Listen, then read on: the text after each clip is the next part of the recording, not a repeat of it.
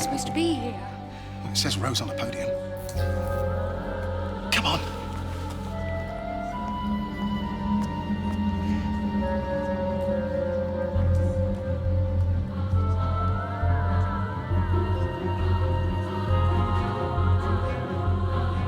Hold on. Must be going mad. Can't be. This looks like... Android activated! God, the android. The android. Welcome to the Weakest Link.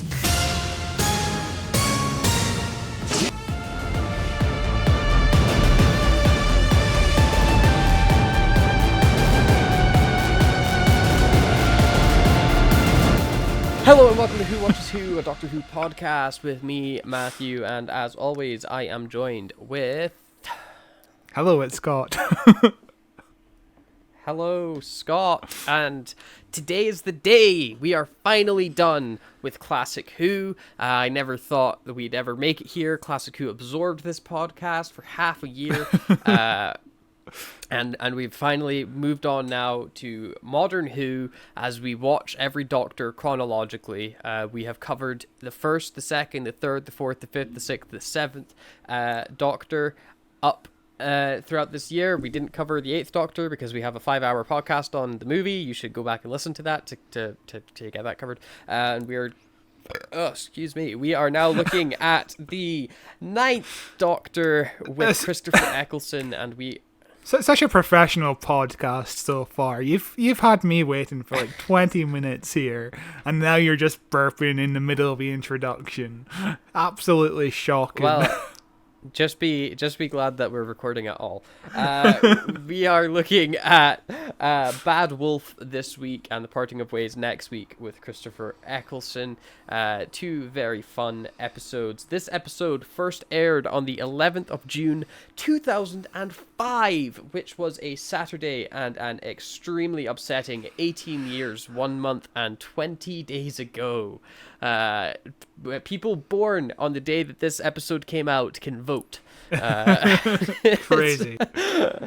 Yeah, at the time the US president was George W. Bush and the UK Prime Minister was, of course, Tony Blair. Now, the real question, Scott, before I fall into the events that happened on this day, are what was the number one at the box office on the 11th of June 2005? So we did a Christopher Ecclestone episode in June, and I said Star Wars episode 3. I found out I was 7 days off, so this would mean Star Wars episode 3 is like a month, has been out for a month, so it can't be Star Wars episode 3 anymore, and it's still 2005.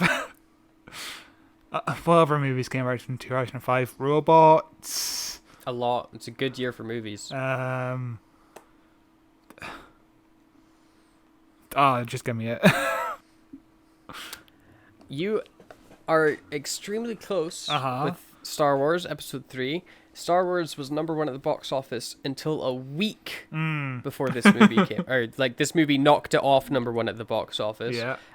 And this is, of course, the family classic Madagascar. Oh, yes. Which is number one at the box office, reaching it in its second week in release.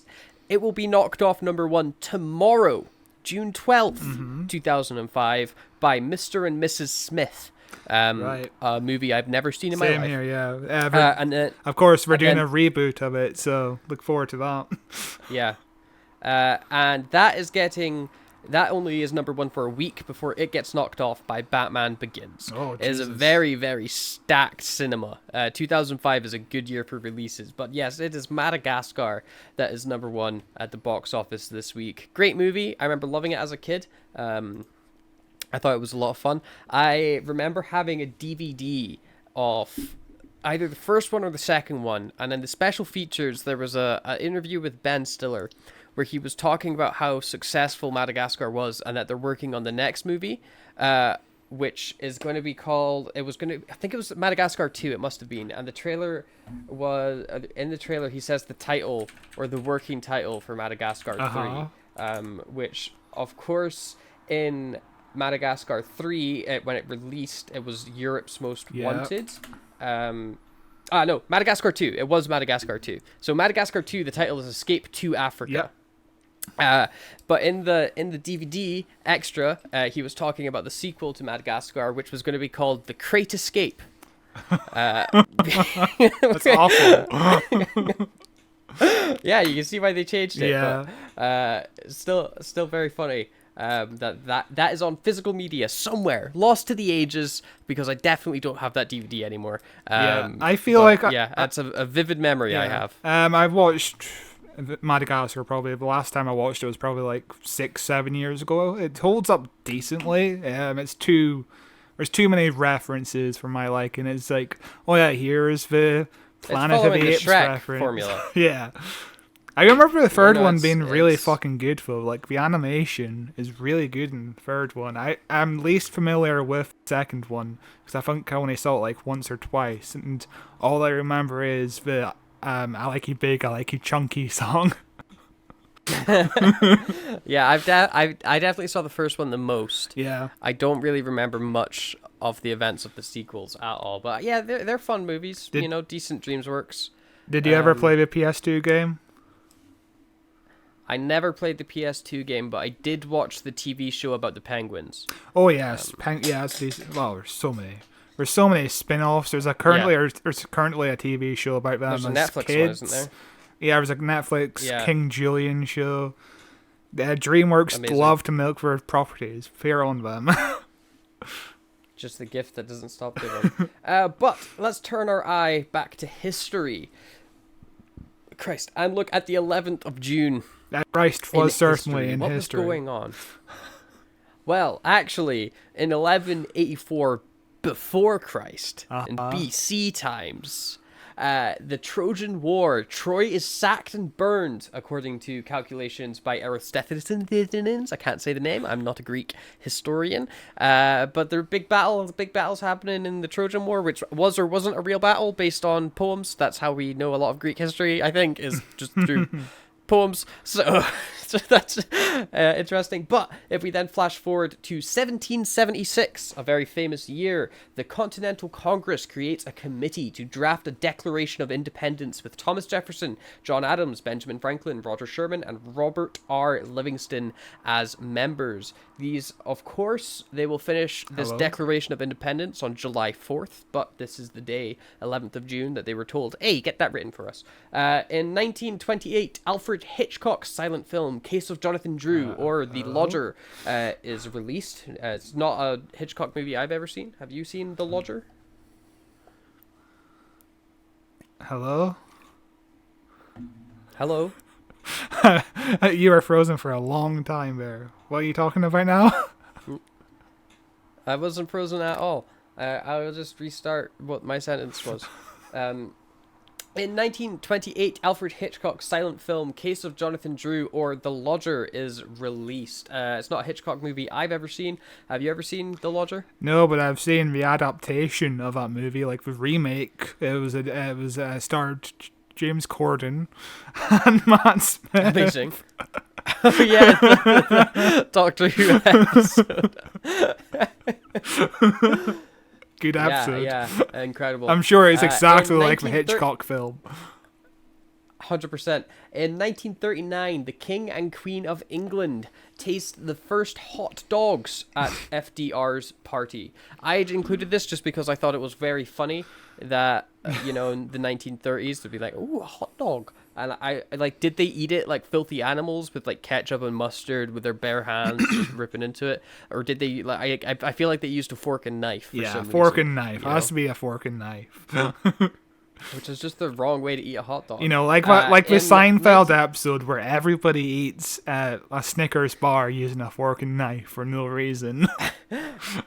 It's just funny. I've only had to eat a hot dog with a fork and knife once, and it was because I was at what's the Frankie and Benny's, right? I was at Frankie and Benny's. I ordered a vegan hot dog, and it was gigantic. And the issue with hot dogs is like you put stuff on the top of them, but then they become unbearable to hold Yes. and impossible to fit into your mouth because there's just slop falling off Yeah. the sides and on the top, and so it's like, this is a fork and knife job. This is I'm gonna cut this up and eat this like a regular, like, not messy human being, and it took forever, Yeah. but it was pretty decent. I had a hot dog at Ben and Jerry's. Sorry, Frankie and Penny's. Ben and Jerry's do hot dogs now. Ice cream hot dog. Similar names, you know. So yeah, I just did that a year and a half ago as well, and yeah, it is messy. You know, Frankie and Benny's, Ben and is. Jerry's, same thing. I guess Ben is Yes, where you're getting yeah, that's where I'm confused, getting and yeah. I used to have gerbils called 1980 Frankie and Benny because I love the restaurant so much. Really? Yeah. Really? Yeah, Wow. They're like closing down still, aren't they? I don't know. They closed a lot of restaurants, I know that. But yeah, Frankie and Benny's is a decent restaurant. In 1982, E.T. the Extraterrestrial, directed by Steven Spielberg, starring Henry Thomas and Drew Barrymore, is released. Good movie. Enjoy that one a lot. Also in 1993, well, I say also, in 1993, also with Steven Spielberg, Jurassic Park, starring Jesus. Sam Neill and Jeff Goldblum, opens and sets box office record weekend with an opening of $502 million. Yeah, Which is crazy. just an insane amount of money back then.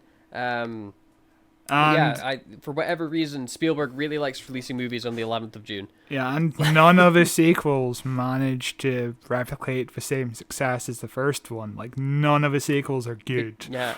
Well, they didn't, like, none of the sequels replicate the same level of success except the Jurassic World trilogy. Yeah. Which arguably made more money than the original trilogy did. But the last one quality didn't. level, The last quality one levels didn't. way down. Quality levels way down. I've seen the first Jurassic Park movie, and I've seen the first Jurassic World movie.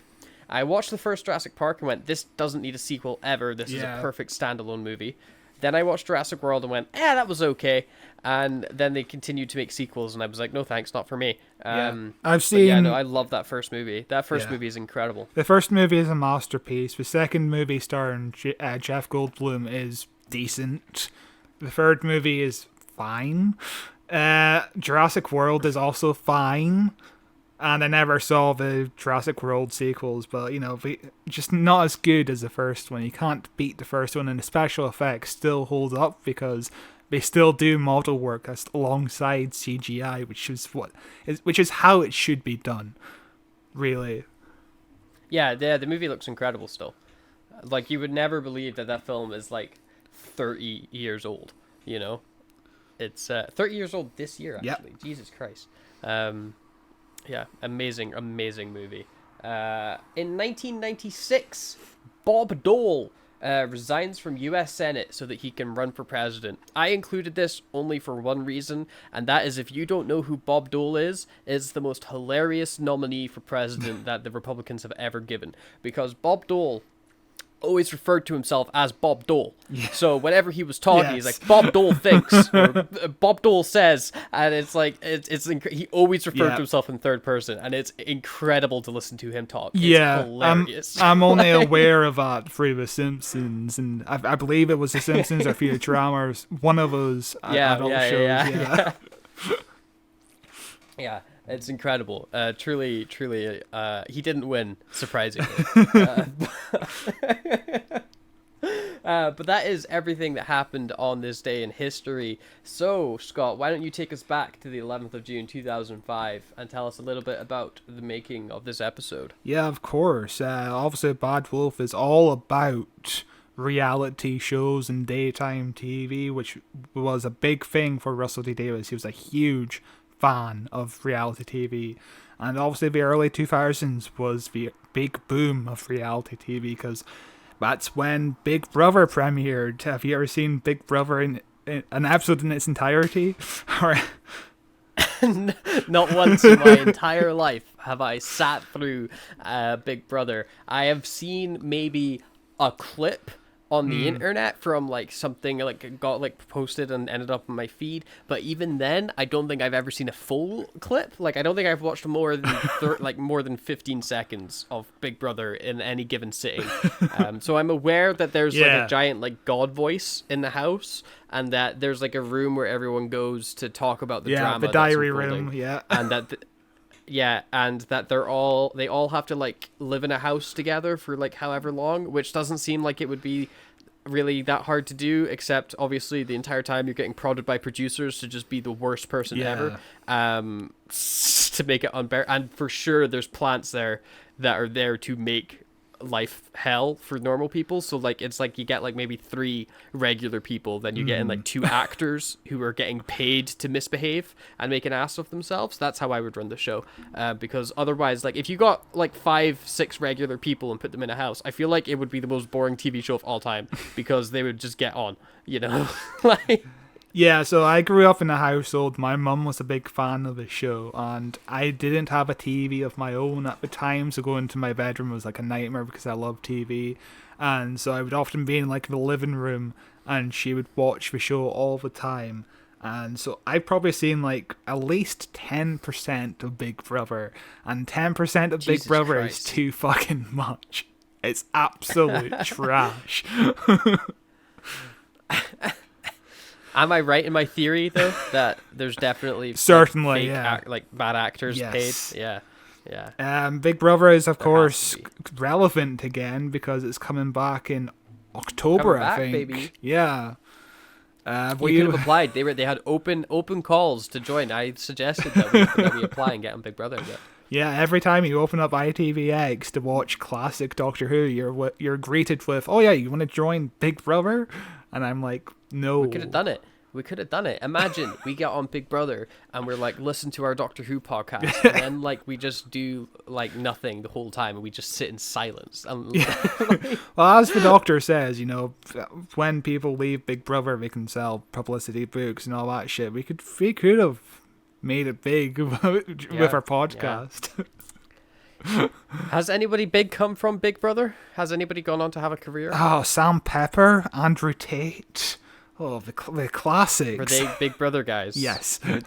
Andrew Tate was Right, on the okay. show for like a week, and then he got kicked out because of his social media posts.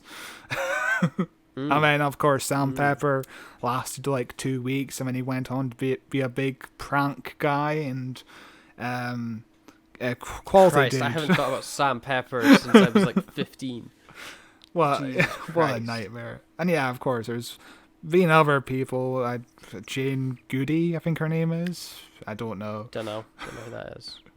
A lot of Where did Russell Brand get famous from? Where did he show up from? he I feel like it was a reality I show. think Russell Brand did the side show to Big Brother, so it was like a talk show talking about, you know, Right. all the contestants and shit. Just terrible programming, and it's of course coming back, and Love Island is still on the air, and good times. Russell Brand appeared on Big Brother and hosted his talk show about it. Yeah. So he was on Big Brother, then got a talk show talking about Big Brother. I knew he was related. What to Big series Brother. was he He's on? probably the best thing to come out of it.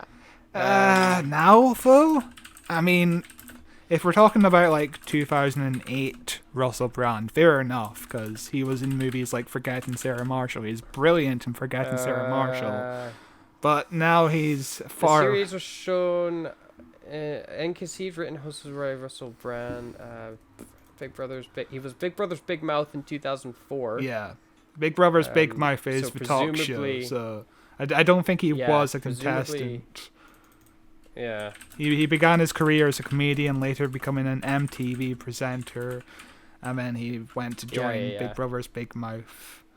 But yeah, And that's nowadays what made him blow up. Russell It's- Brand is a full-blown conspiracy theorist. So I have such a conflicting relationship with Russell Brand nowadays, because like I went from liking him as a kid to not super liking him as like a really atheistic teen, to then coming around to liking him again in my late teens into my early 20s, where I'm like, oh, I actually kind of like vibe with what you're saying right now. Like, you know, I get it. You're teaching all this like peace and love and stuff like that. Okay, I can get on board with this. And then like recently he started, like, since COVID, being on this whole like, do we need vaccines train, where I'm like, oh no, I don't really know if I'm vibing with you still.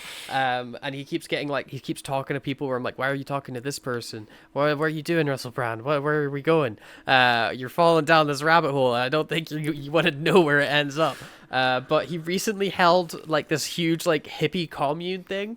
It straight up looked like a cult gathering, but I so desperately like, I wish I knew about it before, because I would 100% have gone. It looked incredible. It's the biggest cult vibes I've ever seen in my life, but it looked like a vibe. Did it look like Jared Leto's Cult Island thing? Do you know what about this? Almost. Yeah, I know. Yeah, it almost did. I think it was called like Commune or something, and it was just Russell Brand and other hippie types just going around doing like meditations and sitting in ice baths and whatnot. Wonderful.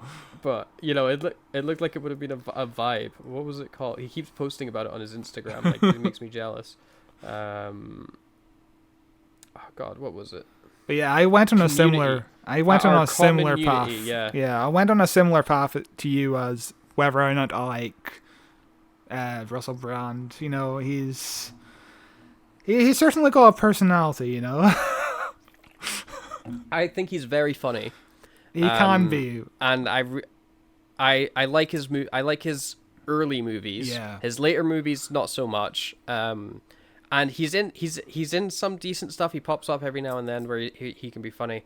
But I feel like I would like him as a person if I actually spoke to him. But it's the whole vaccine stuff that makes me go, oh, come on, just trust science a little bit. Like, I'm sure he said a million worse things than the vaccine stuff, you know, and I can't think of off the top of my head. But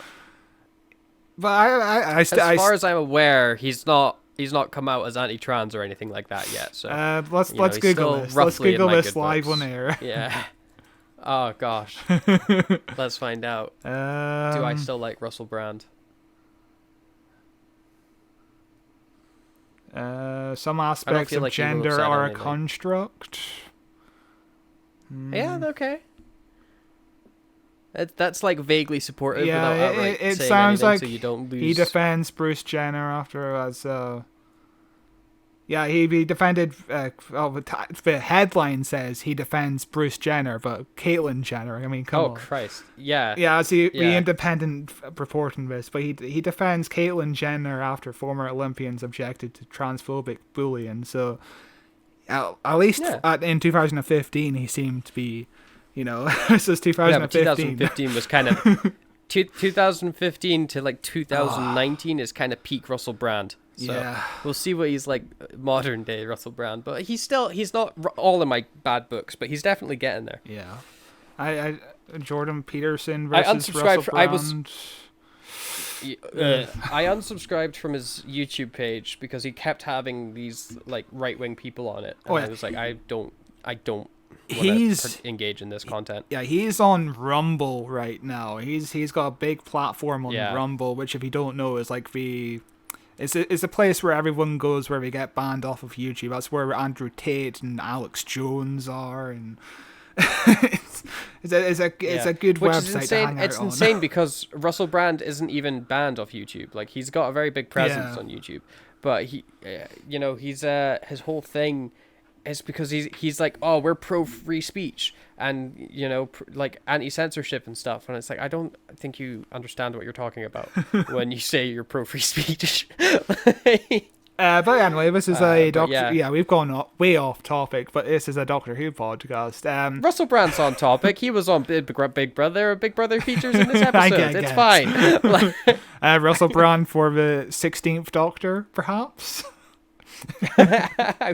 You know, I part of me is not against it. You know, if this was like 2007, 2008, I'd be like, yeah, I can see him as an ex-Doctor. I'd be fine with that. Yeah, for sure. He's quirky. Yeah. He's funny. Yeah, he's got weird hair. Like, So Russell T Davies first had this idea for the story in 2001. This is when he was initially pitching Doctor Who to the BBC again. And The Weakest Link had come out the year before. Have you ever seen The Weakest Link, just to go off topic again? I loved the Weakest Link as a kid. Did you? Loved it. It was such a vibe. It was such a vibe. You are the Weakest Link. Goodbye. Yeah. Like, it was great. It's not a show I Loved it, watched yeah. all the time, but, in like 2002. I wouldn't like seek it out. Yeah, no. I wouldn't be like, I gotta get here. I gotta be on for like 6 p.m. to get. But if it was on, I'd be like, sick. I'm watching this. Like, But I would often catch the end of The Weakest Link because it came right before The Simpsons on BBC Two, and it was all. that is exactly why I would Yeah. have watched it as well. And it was But all. I was having a good time. I agree with you. It's just something about the music, the atmosphere, just watching people get kicked out is fun. And of course, a famous quote. Yeah, no. And my nana was a big fan of the show, and between the ages of like 4 and 7, I would often end a phone conversation or a conversation with her by saying to my nana, "You are the weakest link. Goodbye." Amazing. So yeah, Yeah, no, it was great. It was Russell T Davies is pitching the idea of the android. This is like his first idea for a show, the android, in 2001, as well as other Doctor Who ideas to Pippa Harris in 2001. She was the head of BBC drama at BBC One, and he returned the idea again in 2003 when he got the go-ahead to do Doctor Who. And he initially planned to do some fake TV shows to replace Big Brother if he didn't get the clearance to do Big Brother. He was partially inspired by the 1968 TV play called The Year of the Sex Olympics, which is something I've been talking about off camera to you quite a bit. And you couldn't get through it, did you? I didn't finish it. No, I watched maybe half an hour of it, and I was like, I basically get the gist. But I didn't watch enough of it to figure out if the movie was pro or anti censorship. Because it feels like it's kind of in between in those first 30 minutes. I mean, it's you watched the bits of a movie before all the reality TV stuff kicks in, because this movie is often cited as the first case of like the prediction of reality TV, like nothing before this. Well, I got up to the two shirtless guys throwing like cake pies at each other. Yeah, that's a quality. That looks like a quality TV show inside of this movie. Yeah, but it was, the quality. Like, if there was like a full scan of it with decent audio, I could get through it. But having to like sit there and watch the really poor quality with really poor audio on YouTube, I was like, this is torture. It didn't engage me in a way that I felt like sucked into the plot at all. So I gave up. I'm sure the BFI has done a good restoration since. And so if you don't know what we're talking about, The Year of the Sex Olympics is a play written by Nigel Neal, who we referenced his other work just last week when we did Remembrance of the Daleks. He's the guy who did Quatermass. So obviously this guy does a lot of stuff that Doctor Who writers were really keen on. And he was partially 14 years before doing The Year of the Sex Olympics. He did an adaptation of 1984, which is a book I need to read. Have you seen the book or read or watched any movies based in 1984? Have I seen the book or read any movies? I have read the book. I have not seen the movie with John Hurt. I need to see the movie. But I have read the book. It's a decent book. It's very... I find the opening of the book very, very good, where it's doing all the world building stuff. Then the middle section's kind of like this love story bit, and it loses me. But then it picks back up again towards the end. It's a decent read. It's one that you usually read in school. Yeah. If you're doing like higher or advanced higher English, I think is when you start reading 1984. If not, maybe in like fourth year, I'm not sure, but I read it when I left school, so at like 16, 17, so I barely remember it. But yeah, so after it was a decent time. After doing 1984, Nigel Neal was still thinking about the themes and all that, and decided to basically do almost his own adaptation of the year of 1984. And this is what the Year of the Sex Olympics basically is.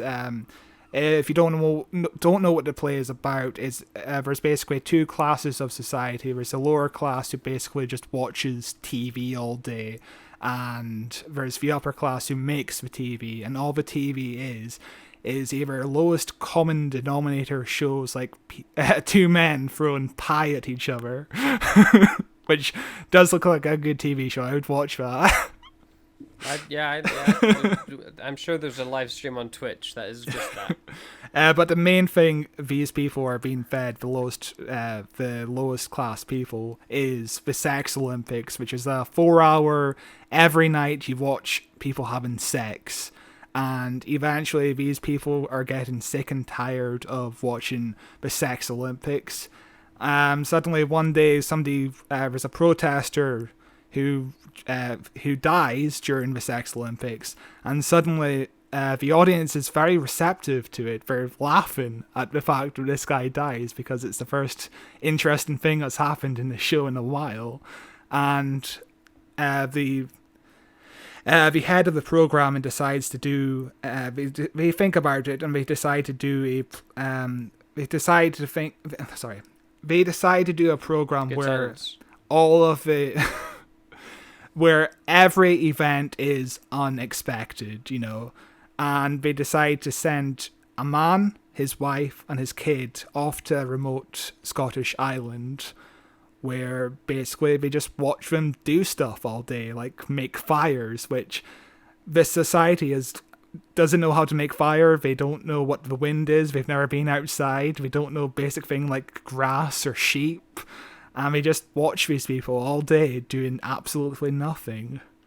And the most horrific things happen to this family, and everybody's fucking laughing. And yeah, as I said, people have cited this as the prediction of reality TV, because this is what reality TV is, just watching people do absolutely nothing, and the audience just laughing at every misfortune that happens, Like Big Brother, every argument is talked about on social media. It's amazing. People love drama. They love dumb drama about stuff that doesn't matter. Do you think it would be relevant still if they remade the Year of the Sex Olympics for a modern audience? Probably. I would say so. You think it would translate? I mean, Yeah. There's been movies basically about reality TV, like The Truman Show almost. The Truman Show is another one of those things that came out like 2 years before Big Brother came out, and was another thing that was pointed at as like, oh yeah, this thing is similar to The Truman Show. Truman Show is a great movie. It's incredible movie. Absolutely adore that film. Adore it. God, yeah, just the movie depresses the fuck out of me, Phil. Oh, I think it's incredible. I can't express how much I love that movie. I need to watch it again soon. Yeah. I've seen that film so many times. I think it's probably my favorite Jim Carrey film. Up there with Eternal Sunshine. Eternal Sunshine is also great. Yeah, I would definitely put those two as the top two. Definitely, yeah. What movie? He's just been on the Sonic Factory recently, hasn't he? He's just been doing Sonic. Yeah, he said Sonic 2 could be his last movie. Yeah. But I feel like it won't be, because I feel like he says he's retired like every few years, then he comes back out of retirement. But yeah, no, he's back doing Jim Carrey stuff. Yeah. He got lost for a while in the early 2010s after his fiance. Yeah, his fiance died. Herself, and then the family blamed him. The family blamed him, and yeah, it was brutal. The man's 61. I've only seen trailers of a Sonic movie and clips. He looks incredible in those movies for a 61-year-old man. Oh yeah. He looks. I have seen both those movies. He's great in them. I need to watch them. Too busy being watching. You don't need to. I will. I will watch them. You need to watch Jury Duty. It's a great show starring Ted Marsden? No, James Marsden. Ted. It stars Ted. So going back to Doctor Who, you remember that they almost didn't get the rights to get the Daleks at one point, because we did Dalek earlier, I think last year. Did we do Dalek last year? So Russell T Davies considered a draft with the spheres that would have been the alien in Dalek. You know, the spheres that was later used in the in series 3 with Master, and that little kid who won the Blue Peter competition got murdered in real life, by the way. And turned into a little ball. Yeah, I remember. And he also almost considered the Cybermen as villains in this episode, which would have been interesting. The original title for this episode was called Game Show World, and I think I prefer Bad Wolf as a title. Game Show World is a bad title. Yeah. That's a bad title. So the last thing we can look at here is some Daily Star leaks, and this was June 2004. If you don't know what Daily Star is, it's probably one of the worst UK newspapers. And that's certainly saying something, because... That's saying something. Because is there any good newspaper in the UK? I don't think so. Is there any good newspaper? Can you think of any? No, I cannot. I can only think of garbage trash. So in June 2004, they said the climax of the series would have historical figures in the Big Brother house, they were almost correct, and they said that Shakespeare and Henry VIII and Einstein from the hit movie Oppenheimer would be Big Brother contestants, which would be interesting. That's just, I guess. But how are they contestants? Are they like time displaced? I guess time displaced, yeah. Cloned versions, but yeah, too many questions. I'm glad it's not in the episode. Well, it's fascinating they got the Big Brother part right, though. And if you were in 2004 and we were doing this podcast, excited for the next series of Doctor Who, and you heard Doctor Who meets Big Brother, how do you think you would react? Because I'd be so against it. I would hate it. I would hate this idea so much. How am I 5 years old? You're your or current am I age. Myself. You're however old you are now. Okay, and I go back in time and I find out that they're gonna put Big Brother and Doctor Who together.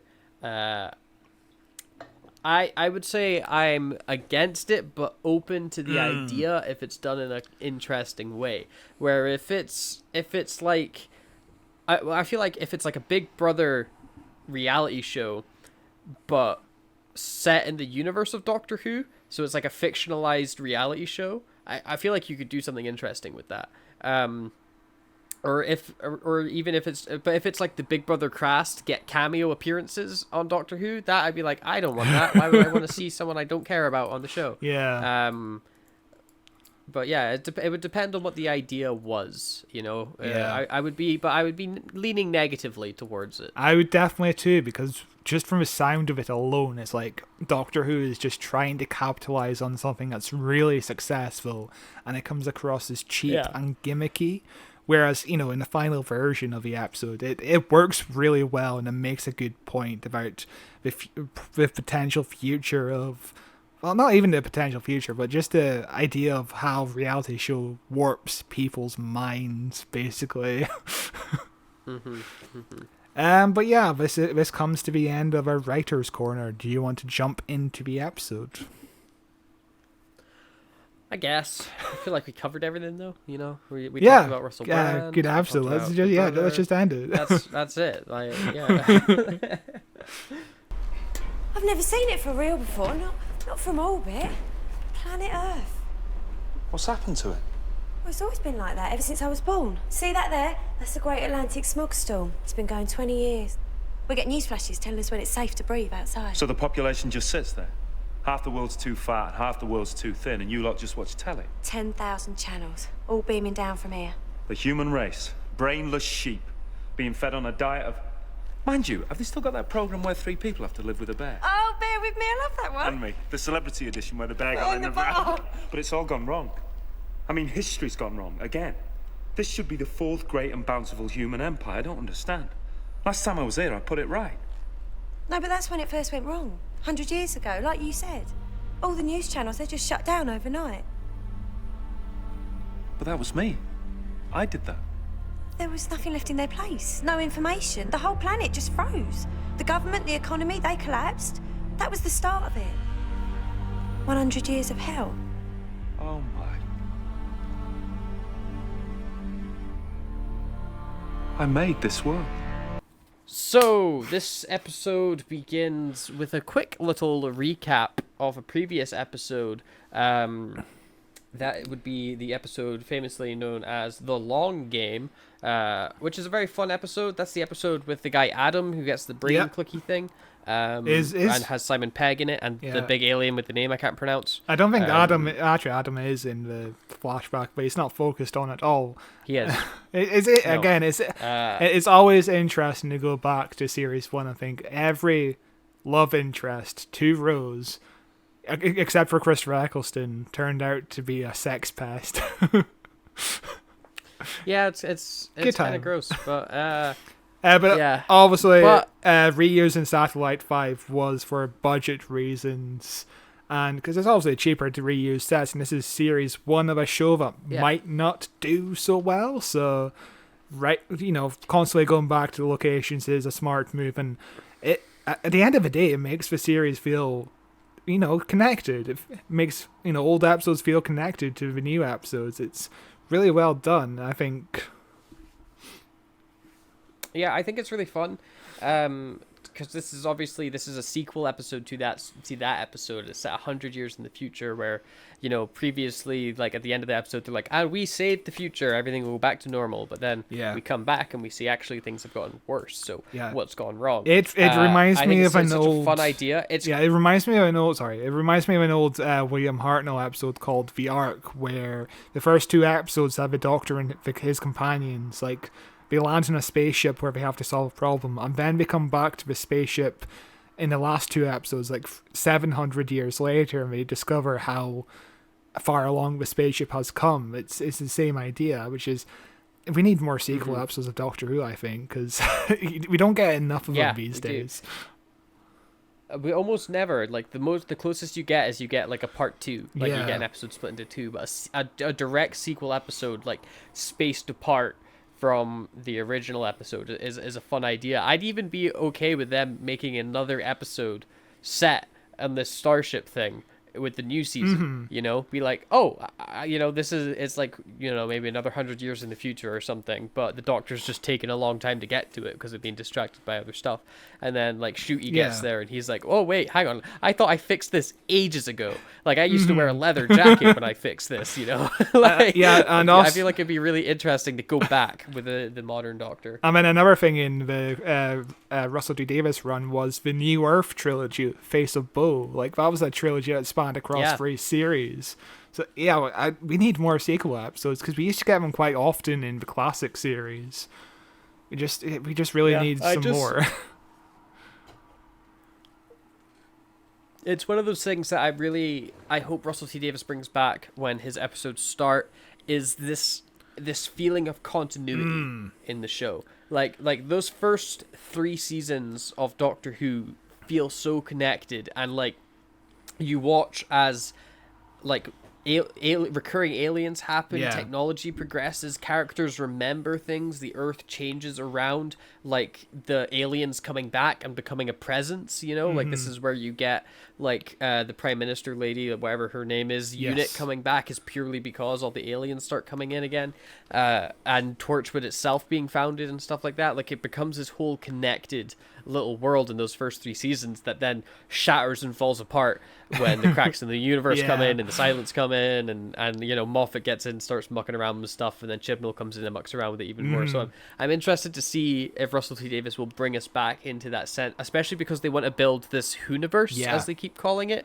this big expansive, let's have a connected Doctor Who universe with spin-off shows and stuff like that. So I feel like we're going to get into a more connected Doctor Who show again, where there's consequences to a planet blowing up in one episode, you know, rather than everyone being like, "Whoo, forgot." Yeah, one of my favorite things about the Russell era is companions constantly was rotating. You know, Captain Jack was technically a companion in the back half of series 1, and he also got his own spin-off show, and he returned in series 3 and series 4. Mickey Smith was a companion in multiple episodes, and you also get recurring characters like Jackie Tyler and the very, very famous Jackie Tyler, who's appearing everywhere now. Like she's the most popular Big Finish character at the moment. She's busy lady. But yeah, like just the fact, you know, when Martha left at the end of series 3, and then she came back to Torchwood the next year, and then she came back to Doctor Who in like 5 episodes the next year. It just makes everything feel so much connected. So much more connected than, you know, the Chibnall era, where, you know, Ryan wasn't in the last episode of the Chibnall era, even though it feels like he should have been, and just nothing. But I feel like that's more the actor not wanting to come back. Yeah, I don't blame him, to be honest. Yeah, yeah. It is. I'm eternally curious for now on what this Russell era is going to look like. I'm very excited. It's so close. Yeah. It's so close now. It's August. We're crazy close. But yeah. Anyway, the actual episode itself begins, because that was just the opening goddamn remember when scene. The episode opens 100 years later with Christopher Ecclestone falling out of a room inside the Big Brother house, as there's like music, like Big Brother music, just blaring. It's like you're in a nightclub in 2004. And it's so yeah, if you're outside of the UK, this is the real Big Brother UK theme song, and it's always been a theme song that grabs my attention because it's a banger. It's like an early 2000s Euro pop hit, and the writers of this Big Brother theme song also wrote songs for like Moby, Michael Jackson, Madonna, Britney Spears, U2, and the Rolling Stones. Like, they're big names in the music industry, and you can kind of tell that just from the Big Brother theme song alone, because it's a banger.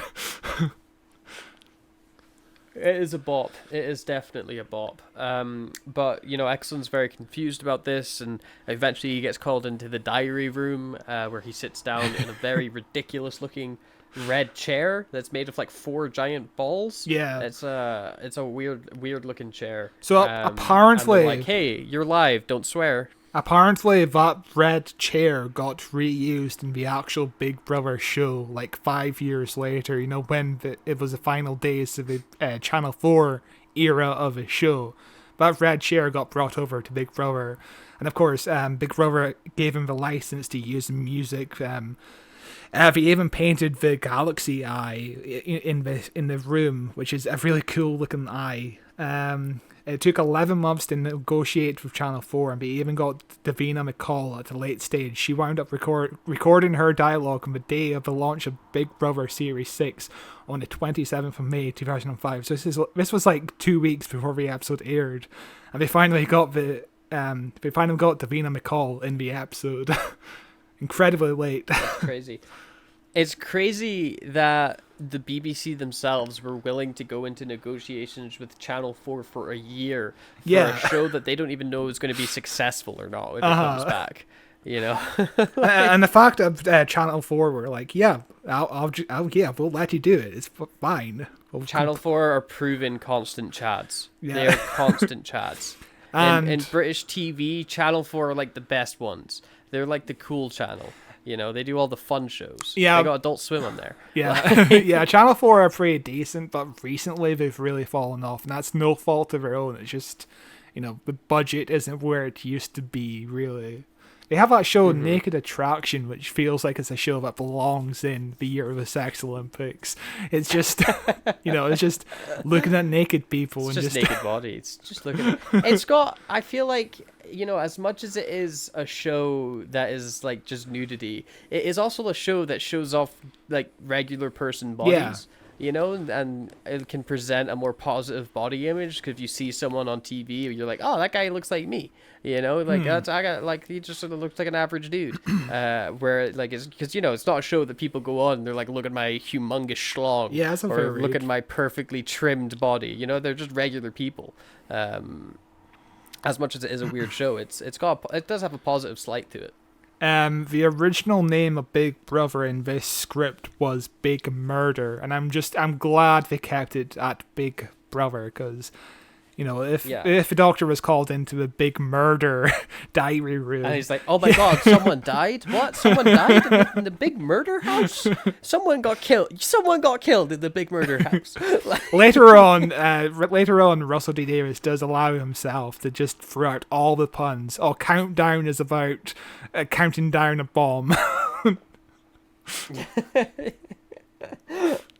It feels like the first idea of your like game show, make it like death related. It's the first idea that comes to your head.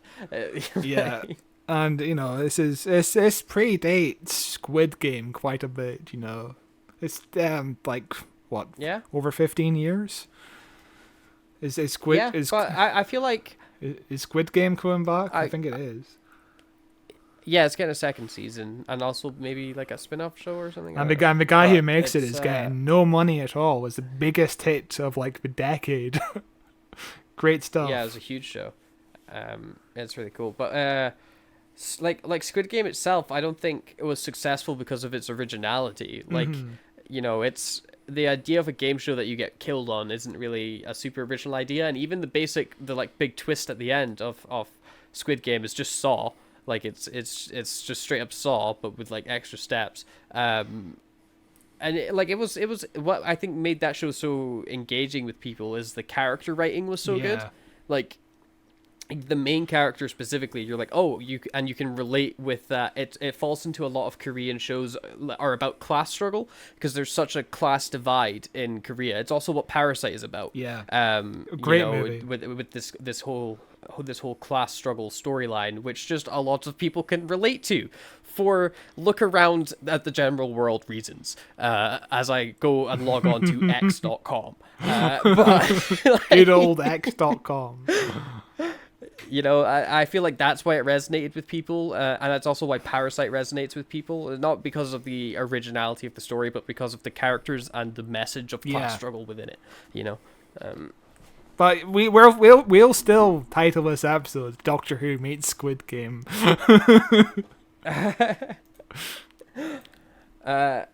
Yeah. But we then get the opening credits, which are of course classic with the weird silver surfboard. It's not got its weird glow yet. It's weird golden glow.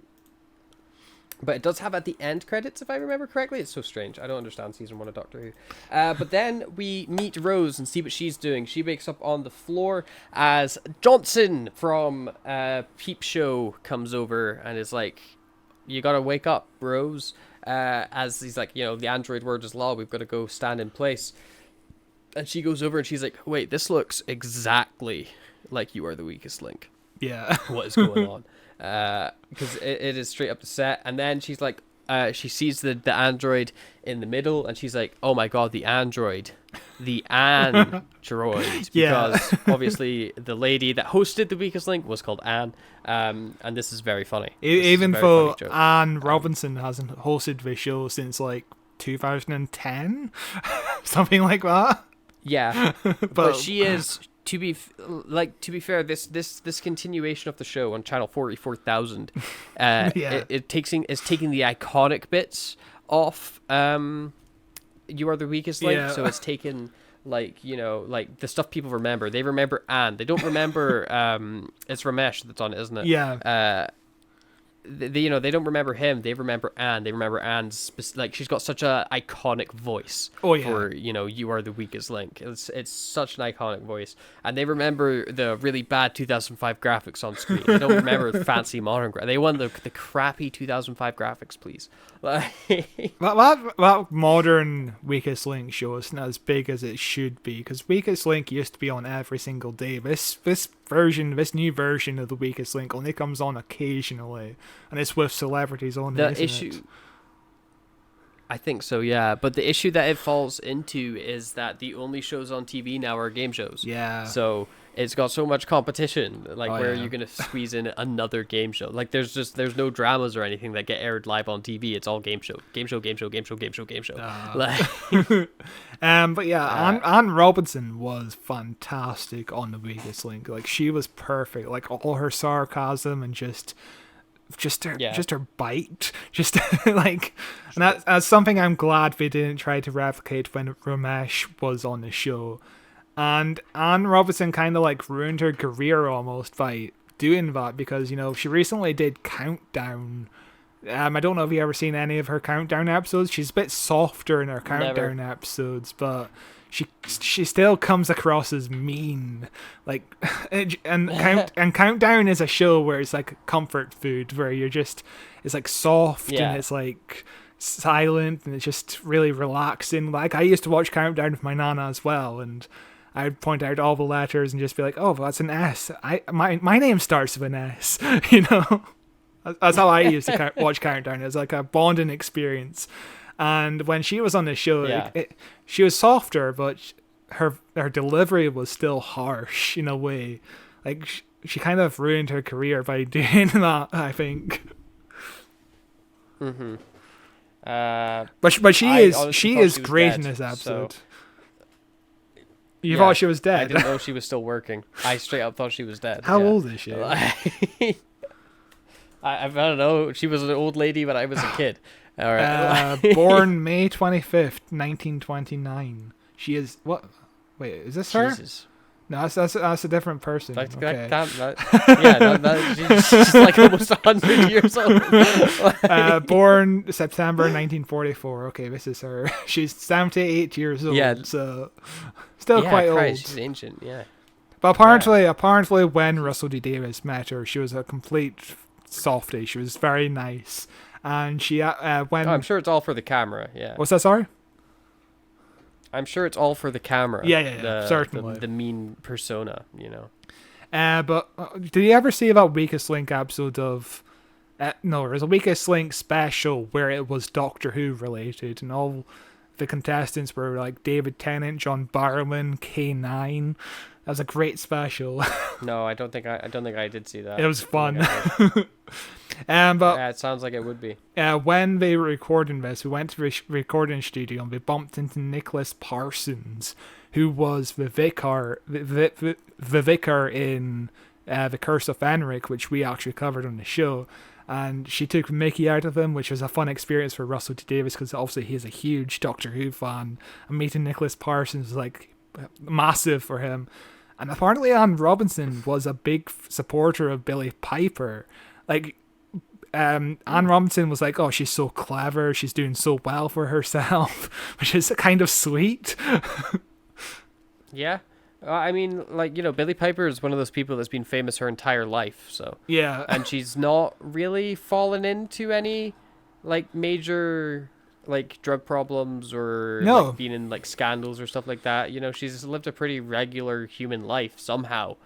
Being ultra famous in Britain for, like, being famous since she was, like, 13 or something. It's crazy. I mean, the only controversy, well, not controversy, but we know when she divorced from Chris Evans, not Captain America, but the radio host, and also Lawrence Fox. I still can't work that one out. Yeah. Yeah, Lawrence Fox is a mystery. Have you ever seen that sketch? I can't remember what the show is called, but it's unfortunately a sketch written by Glinner. The very transphobic Glinner. But it's a sketch show starring Simon Pegg, and he's a big Billie Piper fan, and the sketch is set in like 1940s World War II time, and he gets a message through a telegram, and he's just completely devastated that her second album didn't reach the top 20. So he goes into a different room, and his wife, who was actually played by Tracy Ann Oberman, who will appear in the next series final of Doctor Who as the leader of Torchwood 1, Yvonne Hartman, And he goes in a different room, and suddenly you just hear a gunshot. He's so depressed about Billy Piper not being able to get the top 20 in their new album release. Amazing. That's brilliant. So it's a great sketch. Yeah, that sounds very funny. That's the worst thing about Glinner, isn't it? Is that he did write some very funny stuff. For such a piece of garbage man. And now he's unemployed, and he spends all day on Twitter or X. It's a wonderful time. Good time. Terminally on X.com. But the episode, it sounds like porn, doesn't it? The episode continues as we then cut to Captain Jack, who is met by two boob robots who tell him that his clothes are very bad, and they disintegrate his clothes so that he can expose his bare penis to the thousands and thousands of watchers at home. He makes an erection joke, which is very funny. Everybody looking at John Barrowman's dick is a thing that has aged poorly, but let's just not worry too much about it. Yeah, later on, there's a shot of him being fully nude, and the producers initially wanted to see his backside, his arse, and it obviously had to be removed. That's like the one thing the BBC requested to change, because seeing John Barrowman's bum is a bit too much for a family show. And apparently this disappointed Russell T Davies and Julie Gardner, because they really wanted to see John Barrowman's ass, which unfortunately kind of created a monster, let's say, on the set of Doctor Who and Torchwood. Yikes. Yeah. But this segment is from based on the BBC Two show What Not to Wear, and they actually got the real host Trini Woodwall and Susanna Constantine, which is a cool last name. Did you ever watch What Not to Wear? Because this is the most obscure one for me. This is the first time I'm ever hearing its name. Yeah, the show started in 2001, ended in 2007, so it was still on the air when it came out. Christ. But I had no idea what it was at the time, and I still hardly do. It's very strange. And one thing about this is Russell T Davies expresses he is not a fan of the designs of the robots. And because this was the very last day of a shoot, he couldn't really change it, because obviously all the lights went off at the Doctor Who studios on this final day. So he couldn't get the robot designs changed. I think the robot breasts are a bit too much. Yeah. It's really strange. They are very strange, and they serve no purpose functionally for the robot. So it's like, why are they there? But also, like, they're running this super sexualized show that is like showcasing John Barrowman completely nude to the public. So I feel like it makes sense for the robots to have boobs for no reason, because obviously it's playing into this perverted audience that they've got. But yeah, I can get why he wouldn't be like super chuffed with the design, but at the end of it, it's not like the worst robot design I've ever seen in my life, you know. They kind of remind me of Rosie the robot from the Jetsons. They just kind of have a retro futurism vibe to me. I don't mind it too much, but it's just really weird. But the episode continues as we cut back to Christopher Ecclestone as he's walking around the Big Brother house and trying to find his way out, and getting talked at by one of the other contestants, who's like, "Oh, how did you get here? Oh, by the way, what do they think of me? Blah blah blah." And there's a very nice moment where Ecclestone's just like, "Oh, everyone out there thinks you're sweet. Okay, cool." And she's like, "Oh, they think I'm sweet. Oh," it's very cute. Yeah, this is Linda with a Y, and it's the most iconic new character in the episode. I don't know how you could forget her name, Linda with a Y. Yeah, of course. Good Linda old with a Y, not with an I. And you can tell Russell T Davies is trying to make you think that Linda is possibly going to be a new companion, because the Doctor takes a liking to her very quickly. Like, he really likes her. She's young, she's blonde, she's his type. Like. And, you know, he does a good job of making Linda likable enough. I really like Linda, and I like her. And it's even more heartbreaking in the next episode when, you know, what happens to her. season 1 really falls into every episode. Maybe this is a companion. Maybe this is a companion. Maybe this is a companion, because they really want to be like, no, Rose is the only real companion. But yeah, it's weird. I do wonder if Big Finish is ever going to revisit Linda for why. Give them time. Give them time. Yeah, maybe they'll even write an episode where Linda with an I appears. You know, just a Big Brother episode, and she breaks everything in the Big Brother house. That'd be great. Yeah, I would love to listen to that. Listen to just half an hour smashed. of like glass smashing. Yeah. But this continues on as the Doctor tries to find his way out, and Linda with a Y is like, you can't get out, there's no garden, what are you talking about, who has got a garden, have you got a garden? And the Doctor's like, wait, hang on, I'm remembering what happened. And she's like, yeah, the amnesia that you get eventually wears off and you'll get your memories back. And he basically goes on to describe that they were in a Big Finish episode off doing another adventure when suddenly there was this big white beam and it sucked him, Captain Jack, and Rose into it. And then he woke up in Big Brother house. He got chosen completely randomly. Somehow they broke into the TARDIS and managed to get them out. Yeah, here's the thing. How long? I feel like we'll get that Big Finish story very soon. Yeah. If we get Rose, we need Rose back. Yeah.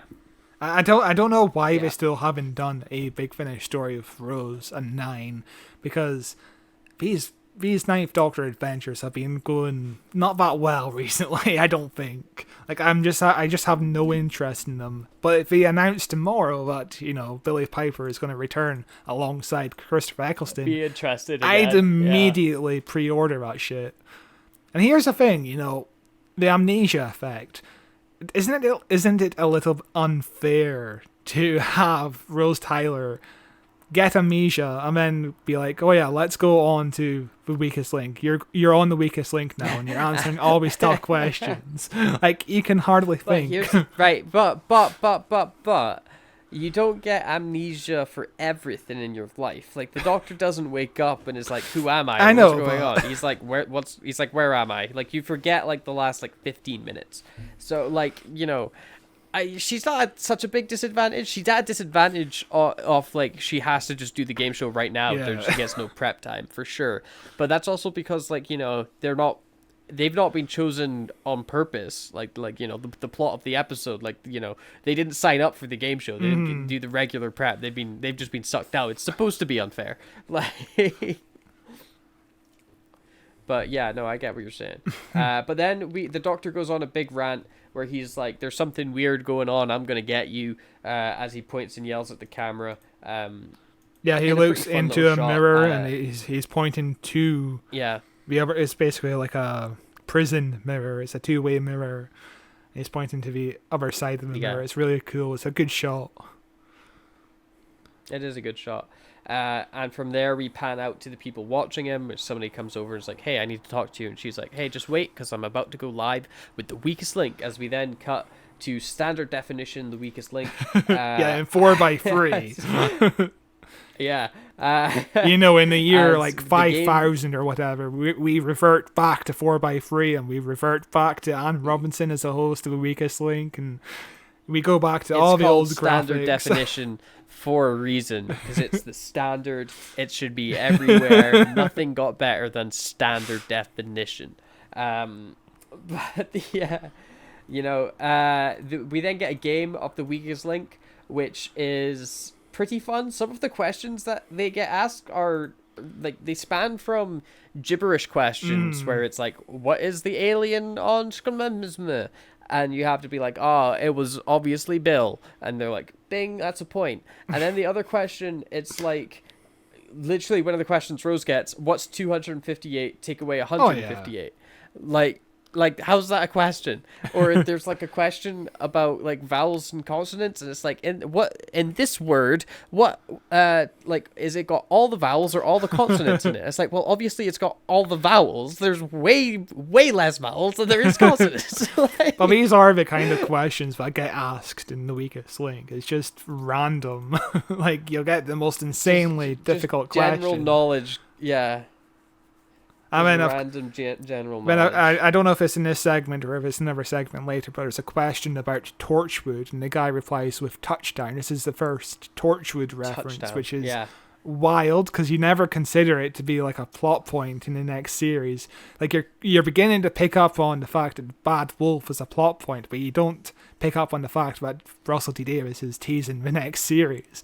It's really clever.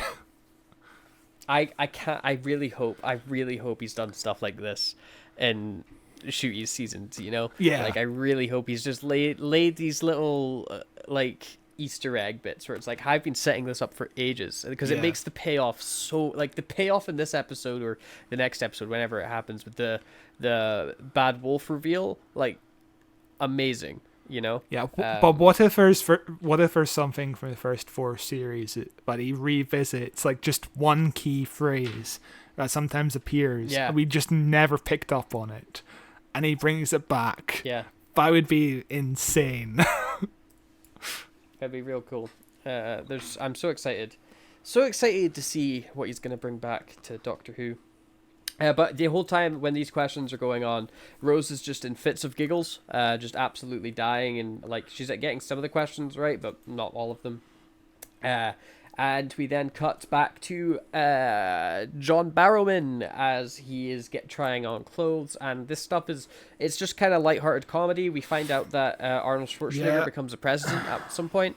President Schwarzenegger, which is obviously he was either governor or running for governor. He was this time. I think he was governor in 2003. I think so. Yeah. Because the Simpsons movie also has jokes about I wonder. Governor, obviously. I do wonder which joke was written first, the Simpsons joke, because obviously it takes about 4 years for a animated movie to get made, or this episode. I do wonder which joke made it first. Going on a tangent, it always bothered me that Schwarzenegger is the president in the Simpsons movie, because the Simpsons already have a Schwarzenegger parody, you know, with McBain. Yeah. It always bothered it's not me. McBain, it's just somebody else. It's the same voice as McBain as well. And it's almost the same design. Like I think just the but hair it's the same color is problem different. it's the same problem with the EPA dude not being what's his name? Hank the millionaire Scorpio, guy. yeah. It's the same voice. Yeah, because it's the same voice actor doing essentially the same character, but they just changed it for the movie. It's like, why? It would be, but the whole idea was that you could watch the movie without having watched any episode of The Simpsons. You know, so like you didn't have to. But the thing is, it wasn't full of references. The thing is, McBain is already an obvious parody of Arnie, right? you don't need to make it even more obvious. You don't need to rename Moe's Bar. You don't need to rename Moe's Tavern to Moe's Bar, because it's already obvious that Moe owns a bar. Like, it's the one thing you'd know about The Simpsons. Like, that movie bothers me in a lot of ways. Still, fun movie though. It's fine. Fun movie. It's fine. We were just talking about it. I loved like it as a week, kid. weren't we? I know. Yeah, we were. I loved it as a kid. So did I, but second one at some point, maybe. Maybe. I think they said they'll do it if the show ends, because the last time they did it, it was a production nightmare to run the show and the movie at the same time. So I think we're going to give himself a little bit of a break. But in the meantime, we've got those Disney Plus shorts, which are all so really good. I love them all. Yeah, they're great. I've definitely bothered to watch them. As we then cut back to Rose as they're voting for who is the weakest link, and Rose has to justify her reasoning for voting for this lady, and she's like, well, she got some questions wrong, and you know, like, that's how the game works. And the whole time the lady's like breaking down, and Rose is like, it's just a game, chill out, what's going on, why are you breaking down? And then the android goes, you are the weakest link, goodbye, and shoots a laser beam right into the lady, and she turns into dust. And then Rose is like, oh crap, I'm complicit in murdering this person. This is too spooky for me. What's going on? This is no longer a fun, silly time. But before that, we get Anne Robinson questioning about Rose's occupation, and she's like, I just travel a lot, and Anne Robinson is like, so you're unemployed, which is like a perfect Anne Robinson line. They write Anne Robinson perfectly in this episode. You can tell that Russell T Davies was a big fan of Weakest Link because all the zingers land. Like, this is peak They do. It's Anne very Robinson. funny. Yeah. And then we cut to the Big Brother house where they're also finding out who's getting evicted from the Big Brother house. And it turns out to be the one character that's not had any real lines yet. Shocker. As she gets evicted from the house, they all say their goodbyes. They're like, bye-bye, oh, see you later next time. And Ecclestone the whole time is like, oh, I'm so grumpy, but I don't want to be here. This is boring. And they do like a big arch thing, and she goes through, and the music, like the second that she goes like through the door, the music goes go, and then like the soundtrack hits even harder. Like, it's just perfect timing. The one complaint I have about this scene is it takes so long to get to the actual. It does killing. take ages, and you're just sitting there, being like, I know what's going to happen because I just saw it happen. I think the two scenes, the scene and the last scene, kind of needed to be intercut a bit more.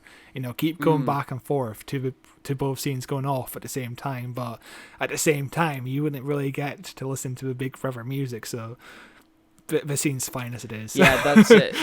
I just want to listen to the Big Brother music.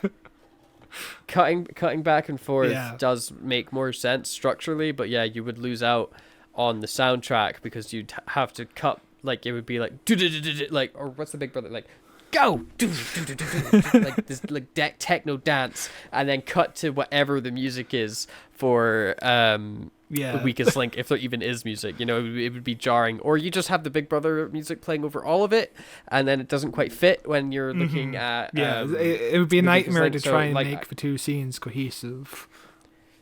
Yeah. But eventually the lady does walk into the room to be evicted.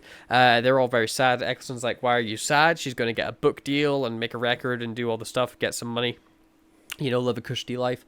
And she was like, no, because look, watch. And then she gets like an electric laser beam like directly on her forehead, and she like explodes into dust. And then Ecclestone's like, oh, I'm in an episode of Doctor Who.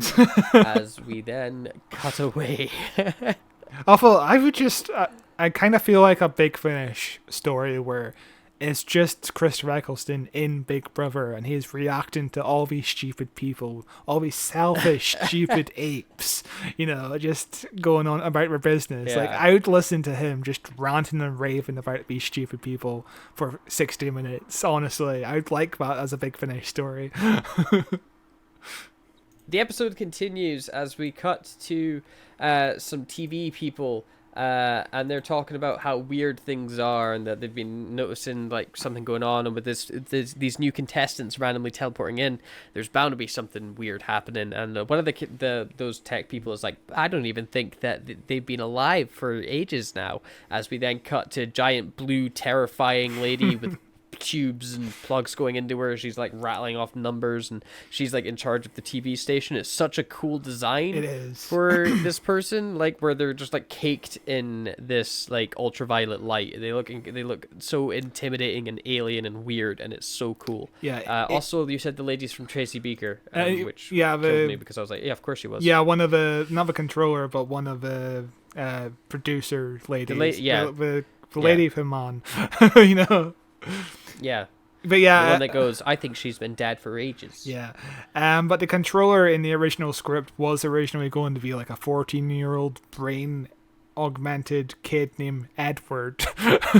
Like, oh, okay. But Russell T Davies disliked this idea, but it's one of those cases where you just write it in anyway in the original draft because you can't think of anything better at the time, and you can just kind of write around it basically.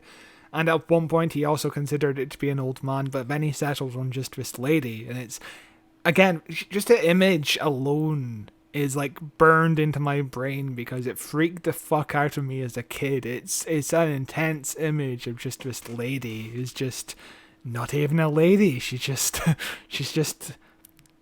rattling off numbers, and it's really freaky. Yeah.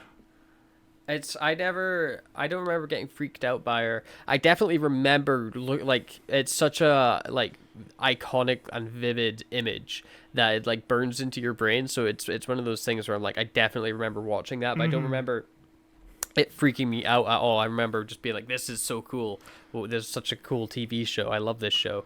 But I don't remember her freaking me out.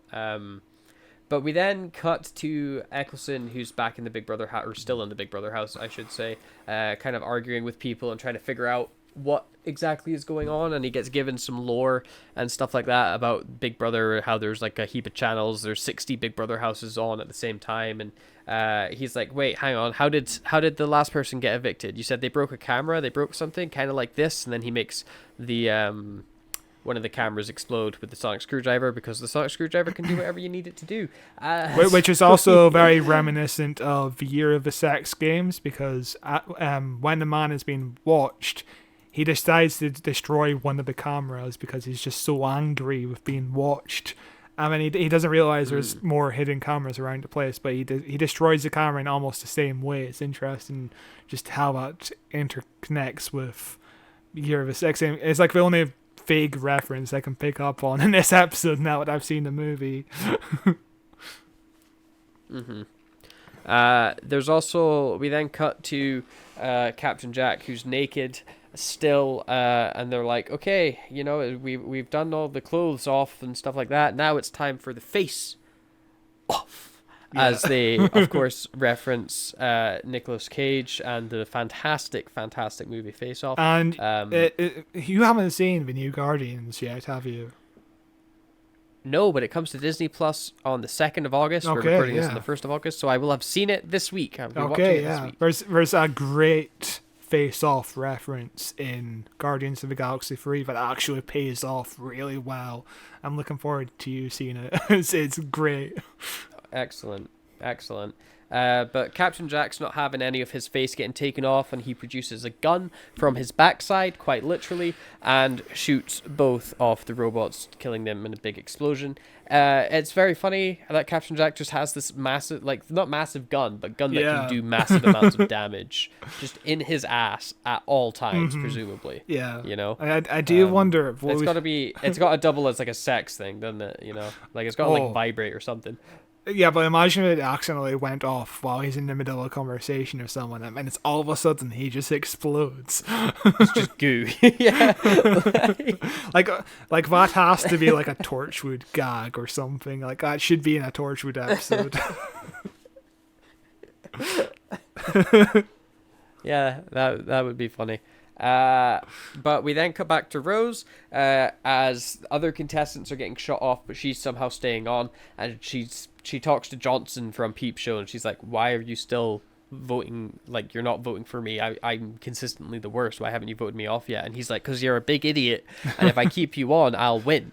Like, you're obviously the weakest link, but if I keep you until last, then I've got the best chance of winning, which is some sound strategy. Yeah, that's that's what can't fault his plan. His plan is solid. That's what people in the weakest link used to do all the time. It's really interesting strategies, but also the fact that nobody else appears to have voted Rose off.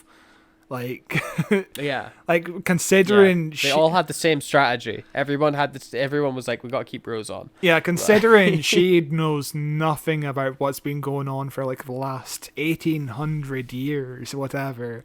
She seems to be doing pretty well on this show. Like, that's pretty impressive. Good on you, Rose. But also another strategy that people used to do in the weakest link, from what I remember, is vote the strongest person off. So if you're doing quite badly, you can just try to vote the strongest person off, which often backfired from what I remember.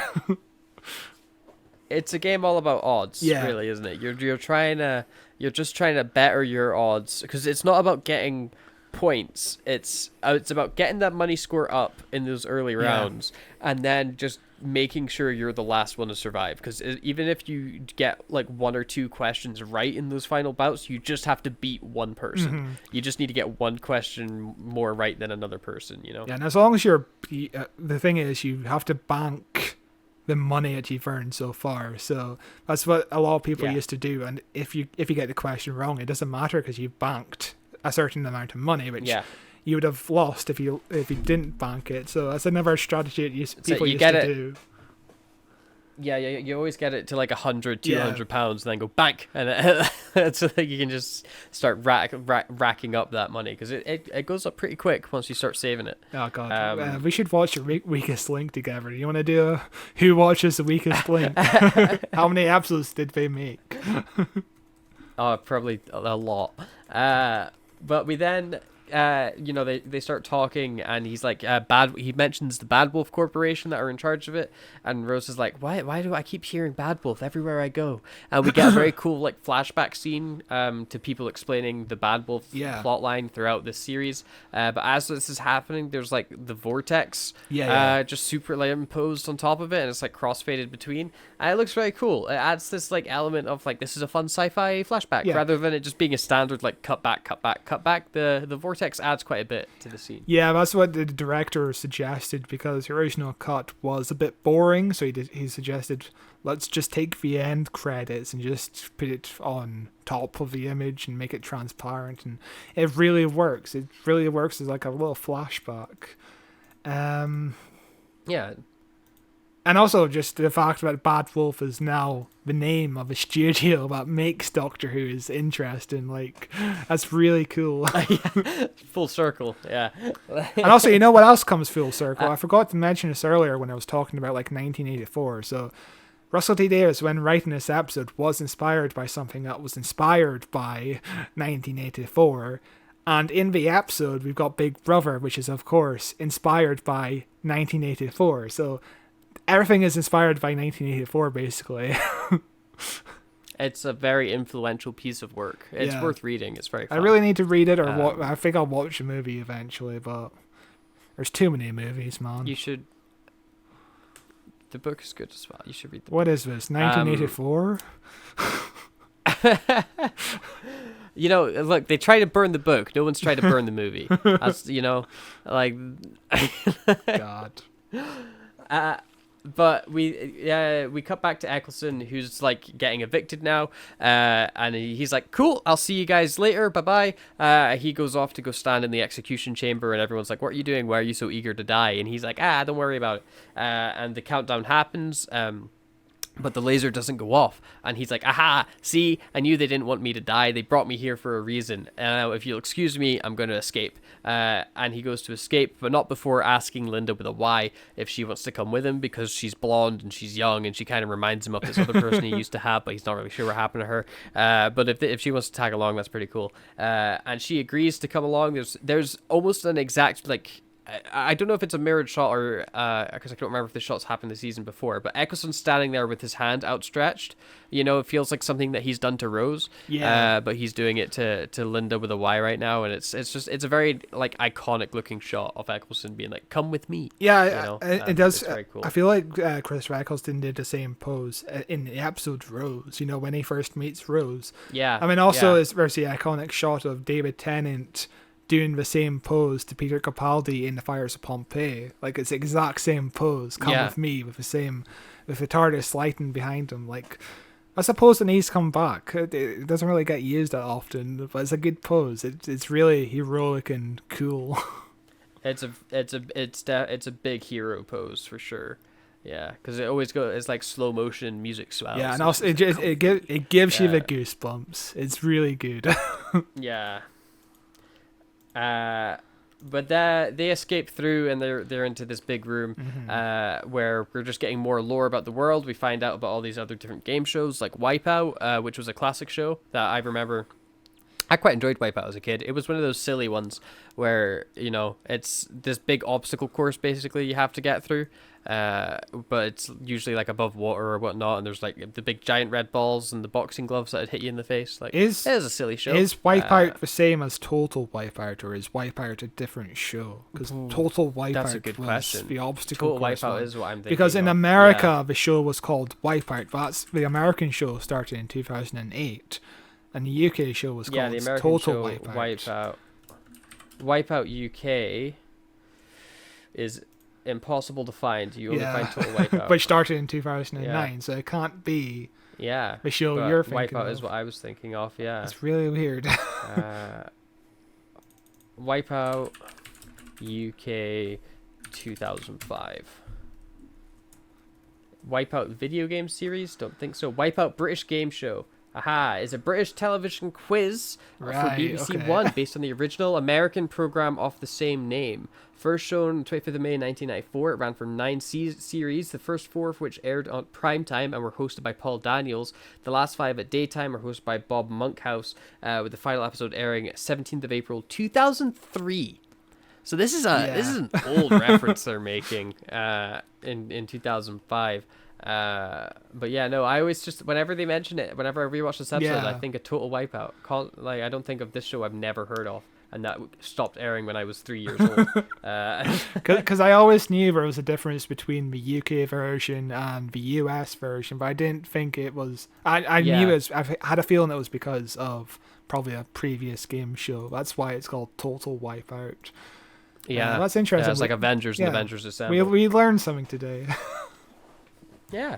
But you know, she rattles off a few more names of the game show, and she's like, you know, what's going on with you? And the doctor's like, you know, I was 100. I've been doing stuff around. Been here 100 years ago, having a cool time. 100 years. This whole scene is just padding, and you can feel the. You can feel the episode just kind of drop here because Russell T Davies hasn't written quite enough, but at the same time, you do get really good characterization from Linda here, because you kind of get more of. You also get some fun lore. Yeah, you get some fun lore, and it's all the countdown lines and the Total Wipeout lines are really funny. Sorry, Wipeout lines. That's funny enough. It's really funny. You know, Russell D Davies has been funny, but you don't need a scene, but it works. It works. We've seen worse padding scenes, believe us. Like imagine this episode just stops for 25 minutes just to have a scene in the kitchen, you know, where Rose has to bake a cake and she does a bad job. Like episode 3 of the what was the episode called again? I'm not gonna help you. The Enemy of the World. Yeah, like episode 3 of The Enemy of the World. Yeah, God, brutal. But we eventually get away from that scene after Ecclestone realizes he sees the big bad wolf sign. We cut back to Scary Blue Lady, who's like, "You're not allowed in Archive 6. Archive 6 closed off. No questions. Okay, bye. Don't question me. Archive 6 is closed off. You can't get in." As we then cut back to Captain Jack, who's stealing a big gun from the robots he's blown up, which was originally, this was the camera / gun that was disintegrating his clothes, and he's modded it out or whatnot to turn it into a different gun. Don't worry about it. He's also dressed like Han Solo now. Don't worry about that either. He is definitely the Han Solo of the Doctor Who universe, though, isn't he? Yeah, he definitely is. It's a good, him and what the fuck is his name from Flux? Jacob Anderson. Oh yeah. Yeah. But he's got like no character other than he's like, I've got a wife. Yeah. Jacob Anderson. I think Jacob Anderson needs to return under Russell T Davies. I think Russell T Davies would have fun. Oh, he'd be cool. Yeah. Like, I like Jacob Anderson. He's a good actor. Jacob Anderson made us like him just through charisma alone. Like, he had nothing to work with, and he did such a great job in Flux. Oh man, he was so good in Game of Thrones. Like, he didn't have a line of dialogue for the longest time in Game of Thrones, and he was incredible. Just such a talented actor. But we then cut back to Ecclestone, who's getting a big bit of history on what's going on in the world now 100 years after he supposedly fixed it. But, you know, instead of fixing it like he thought it would, instead the world descended into chaos with all the governments shutting down. It was pure anarchy, and pollution and stuff have just run rampant. And now there's like a sort of society going on, but it's this very oppressive society where the world is in such like bad states. You just don't go outside. You know, half the population is starving, half of them are like overfed and just trapped indoors forever. And Ecclestone's like, oh no, I did an oopsie. Did we ever find out if, like, next episode, I don't remember the Doctor actually fixing the situation of like all the smog covering the entire planet. No, but I think they just be like, I think they just go like, with the Daleks gone, everything's okay, and the Earth should fix itself again.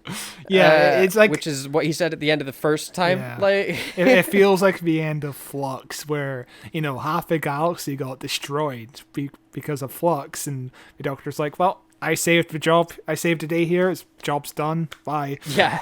Like, I'll have you find that the entire universe got destroyed, but Earth in Flux or something like that. Like Earth was like the last planet. And they're just like, don't worry about it. Don't worry about it, bro. It's fine. At least this final works a lot better in Flux. Let's just say that. Hot take. It does. It does. It's also like more tense. And I wasn't yelling at the screen the entire time. But we then cut to Rose in her showdown against Johnson from Peep Show, and he is also an idiot. Where he's getting like, there's 5 questions each, but they wanted to have a bit of tension where it's like maybe Rose will live, so they can't have Rose get too many questions right, because obviously she doesn't know anything that's going on. So she gets like 1 question right, maybe 2 questions, and Johnson also gets like 2 questions right. So like it comes down to like the last question whether or not you can get it right or not. But for me, there's no tension there because it just makes Johnson look like an idiot. Like I don't believe for 1 second that Rose is going to get this right, because we're intercutting between like Ecclestone trying to run to save Rose when this is going on, because he's like, oh no, Rose is in danger, we've got to go save her. As we're then cutting to Rose struggling to answer these questions. I feel like that's enough tension. Like if Johnson is just trouncing her and getting like most of them right, that's okay. But also I feel like if he gets too many right, and Rose just keeps getting them wrong, doesn't he just automatically win? Like if he gets 4 right and she's had 3 wrong and there's no way of her ever coming back, like isn't that just the end of it? Like we know that that he's won and that she's lost. So it has to be this tie into the 5th question so that they can elongate the tension as much as possible. It's just a really weird scene where Johnson's like this idiot. Like how did he last to the end? Like he knows nothing. But in a real show, you would see the final people getting questions wrong all the time. Sometimes we'll get like 2 questions. Yeah, there's a lot of stress. There's a lot of stress. No doubt about it. Especially when your life's on the line. I'm just chatting. But yeah, again, Rose does really well for herself. Like she's learned a lot traveling with the Doctor, and sometimes there's some weird 2005 references which people in the year 200, 100 wouldn't understand. Yeah. Like I think it's like Jackie Collins reference. I feel like in the year 200, 100, clearly there's been like a resurgence of 2005 culture. Yeah. Because you know how like people. Hello? Yeah, hello? You just stopped mid-conversation. It's because you interrupted me. I was letting you speak. And then I stopped.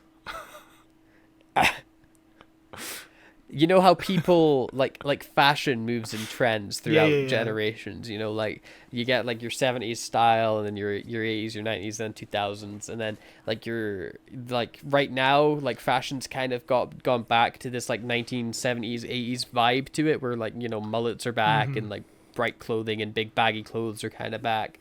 Like there's these just resurgences in styles that kind of come and go in waves. I feel like in 200, 100, it's like, 2005, everyone had it right. Spiky hair, techno music, that's where the vibe is at, And everyone's even watching TV in like 4:3 letterboxed as well, because they love it. Yeah, they love it. Sometimes like standard definition. Sometimes we'll watch. Sometimes in this episode, there's people watching the security footage, and it's 19:6 image letterbox on a 4:3 screen, and it's like, what the fuck is going on here? It's really strange.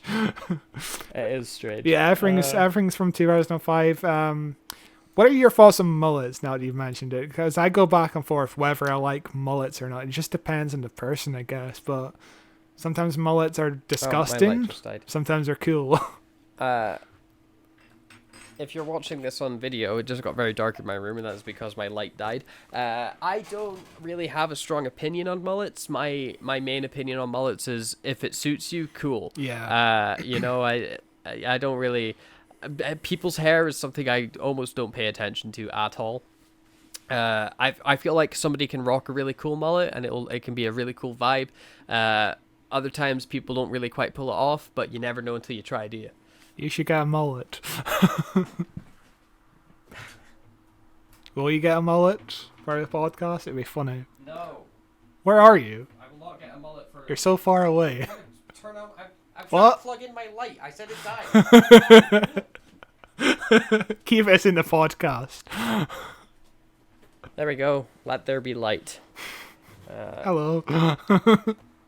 Hello. But the Doctor, who meets up with Captain Jack as they're running, ends up bursting in to the studio where they are filming You Are the Weakest Link, or whatever it was called, The Weakest Link.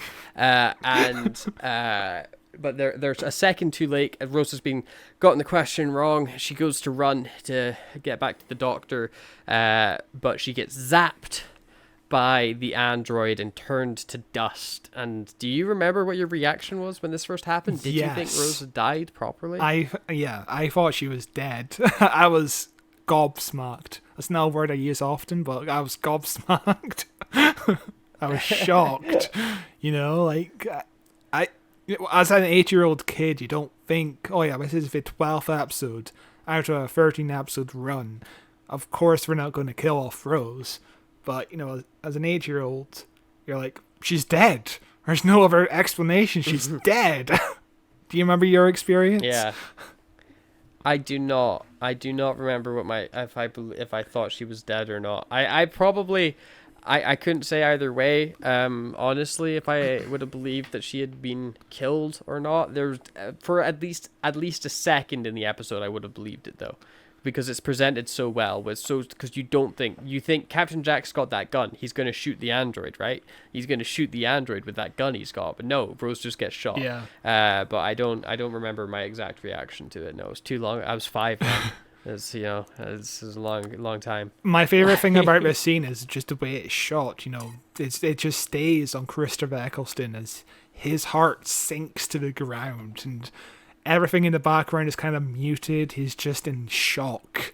And you really feel for Christopher Ecclestone in this scene. Like, he is giving a performance of a lifetime. He's fantastic. As I always say, Christopher Ecclestone is.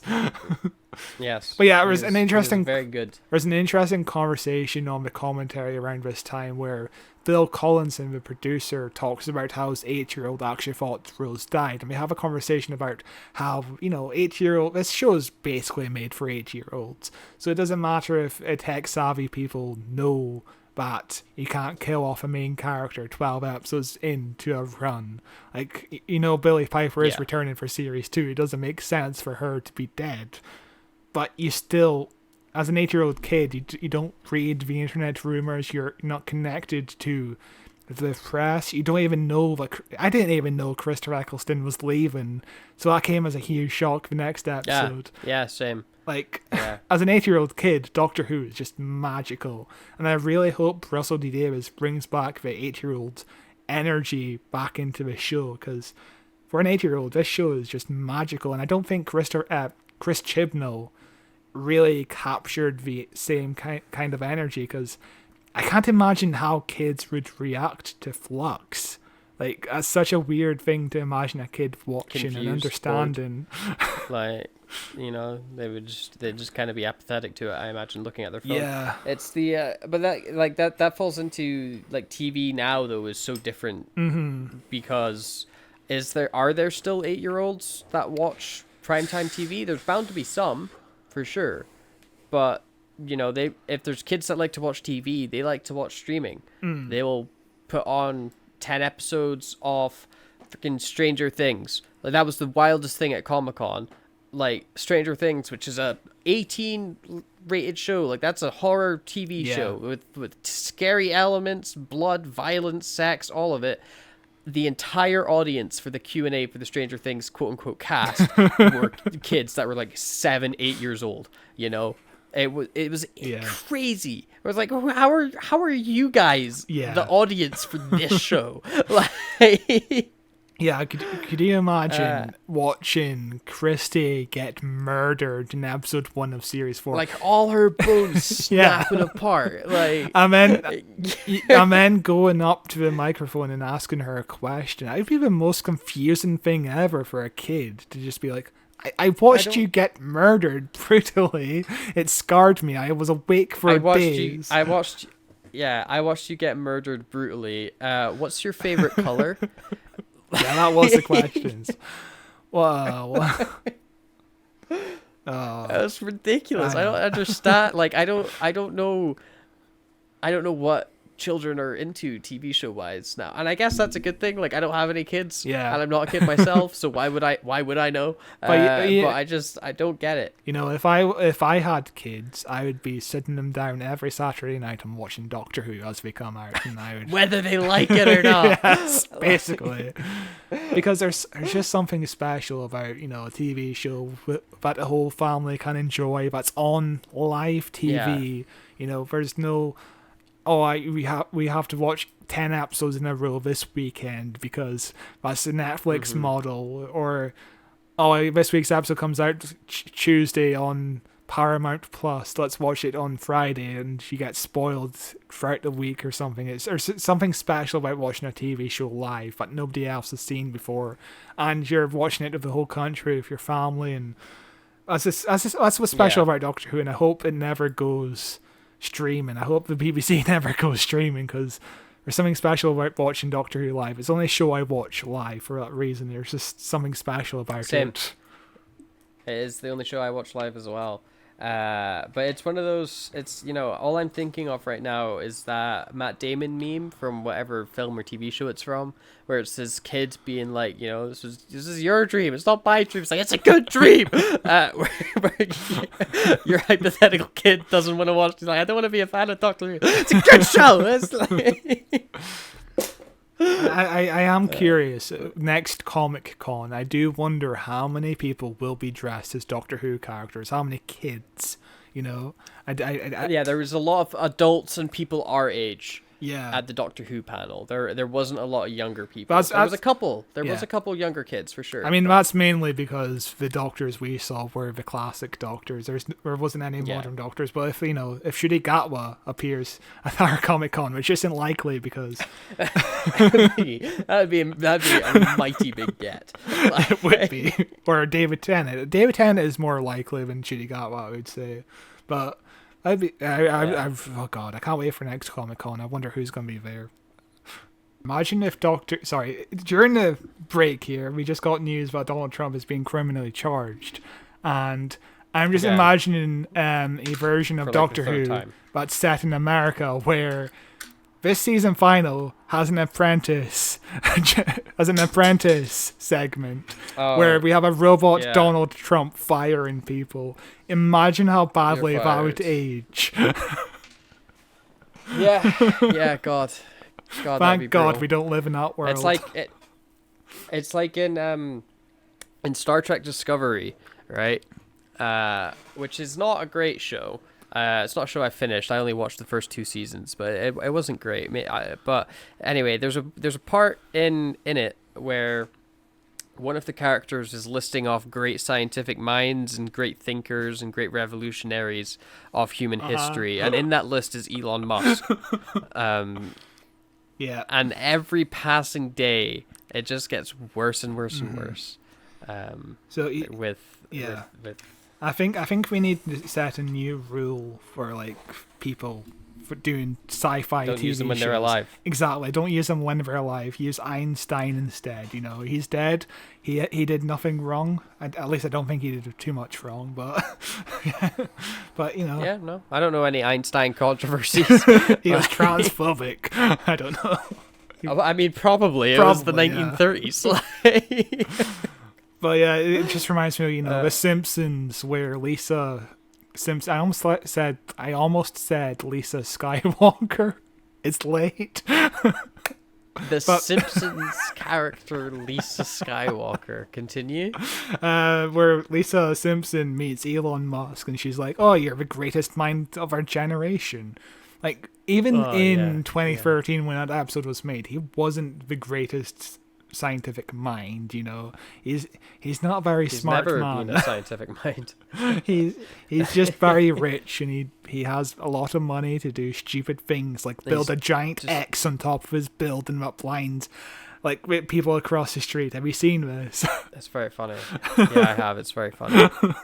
He's you know, he's got a really bad case of terminally online. You know, I feel like if he just took a break from being online for like a month, he would be way better.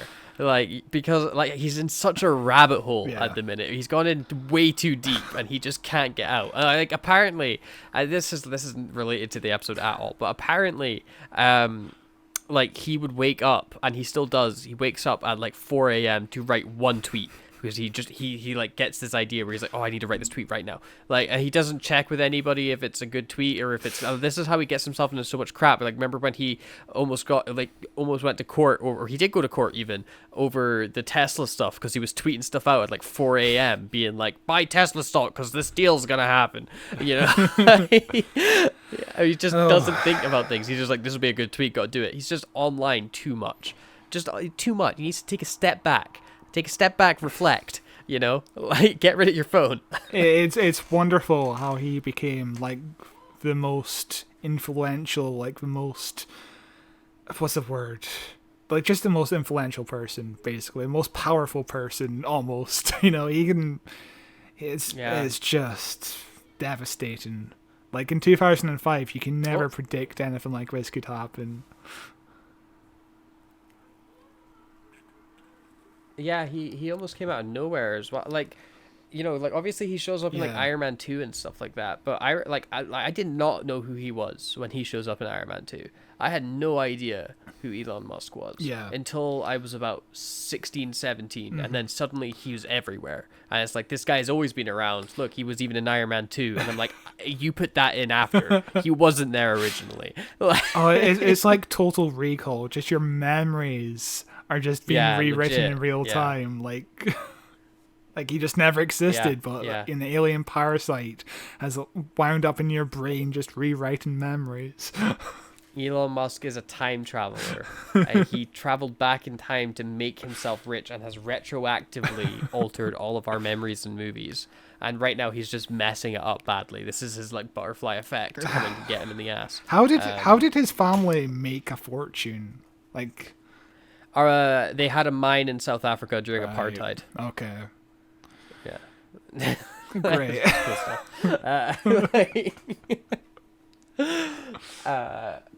Yeah, anyway, back to Doctor Who.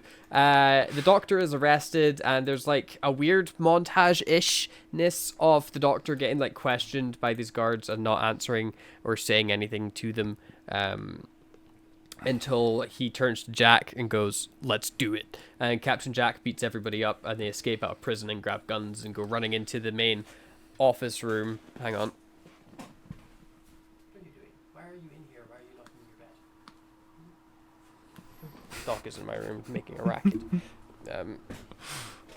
They run into the main office room where the giant ultraviolet lady is with the guns and stuff, and everyone's like, "Oh my god, please don't shoot me!" And the Doctor's like, "Yeah, like I'm going to shoot you." He then gives them the gun, which leads to a really funny exchange where the guy's like, "Do I need to hold the gun? Can I put the gun down? I don't want to hold the gun."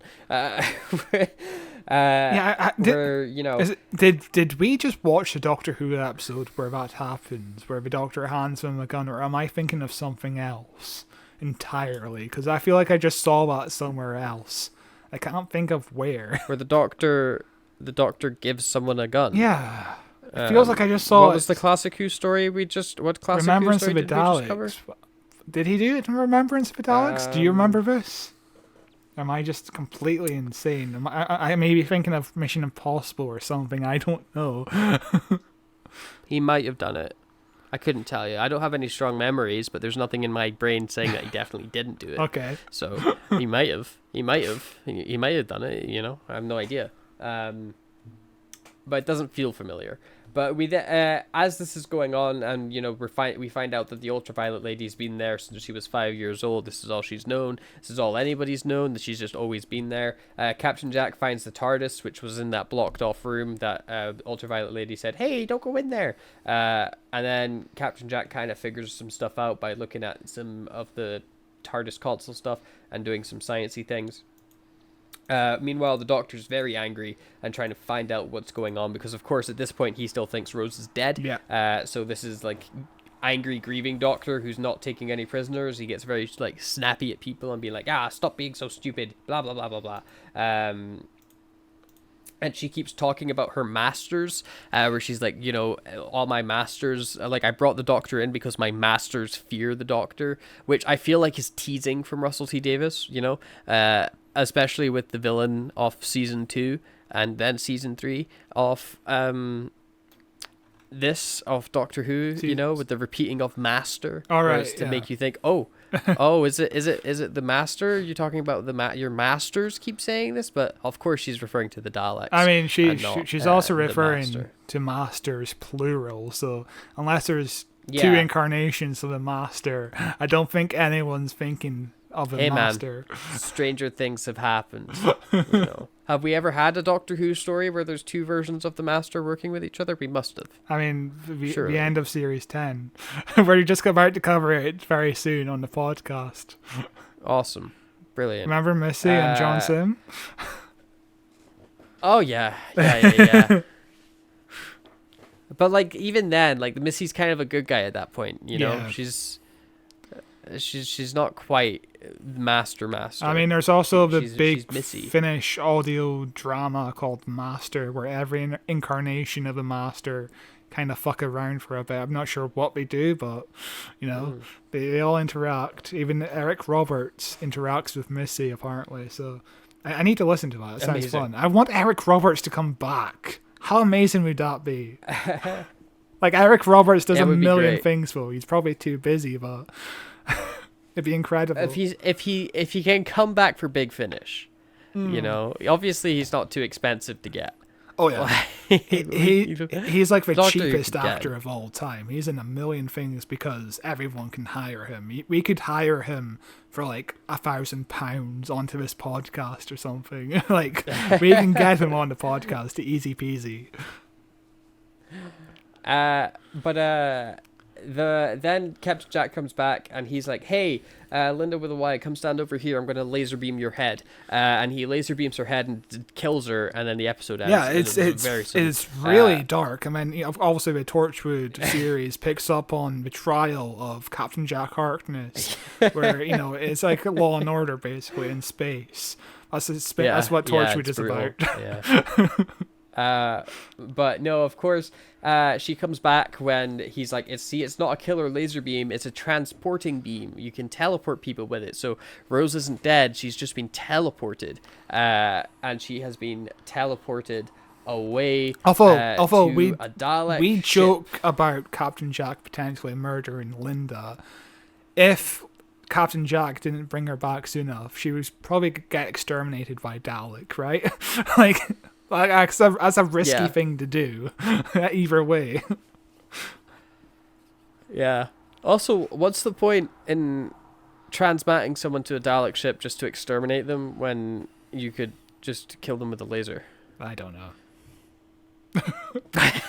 I mean, I presume they might keep some humans alive just as slaves or something. I don't know. Why? I don't know. You build a robot. Their plan isn't really... the plan really isn't looked into that much in the next episode, from what I remember. It's just kind of vaguely... They just kill people, turn them into Daleks.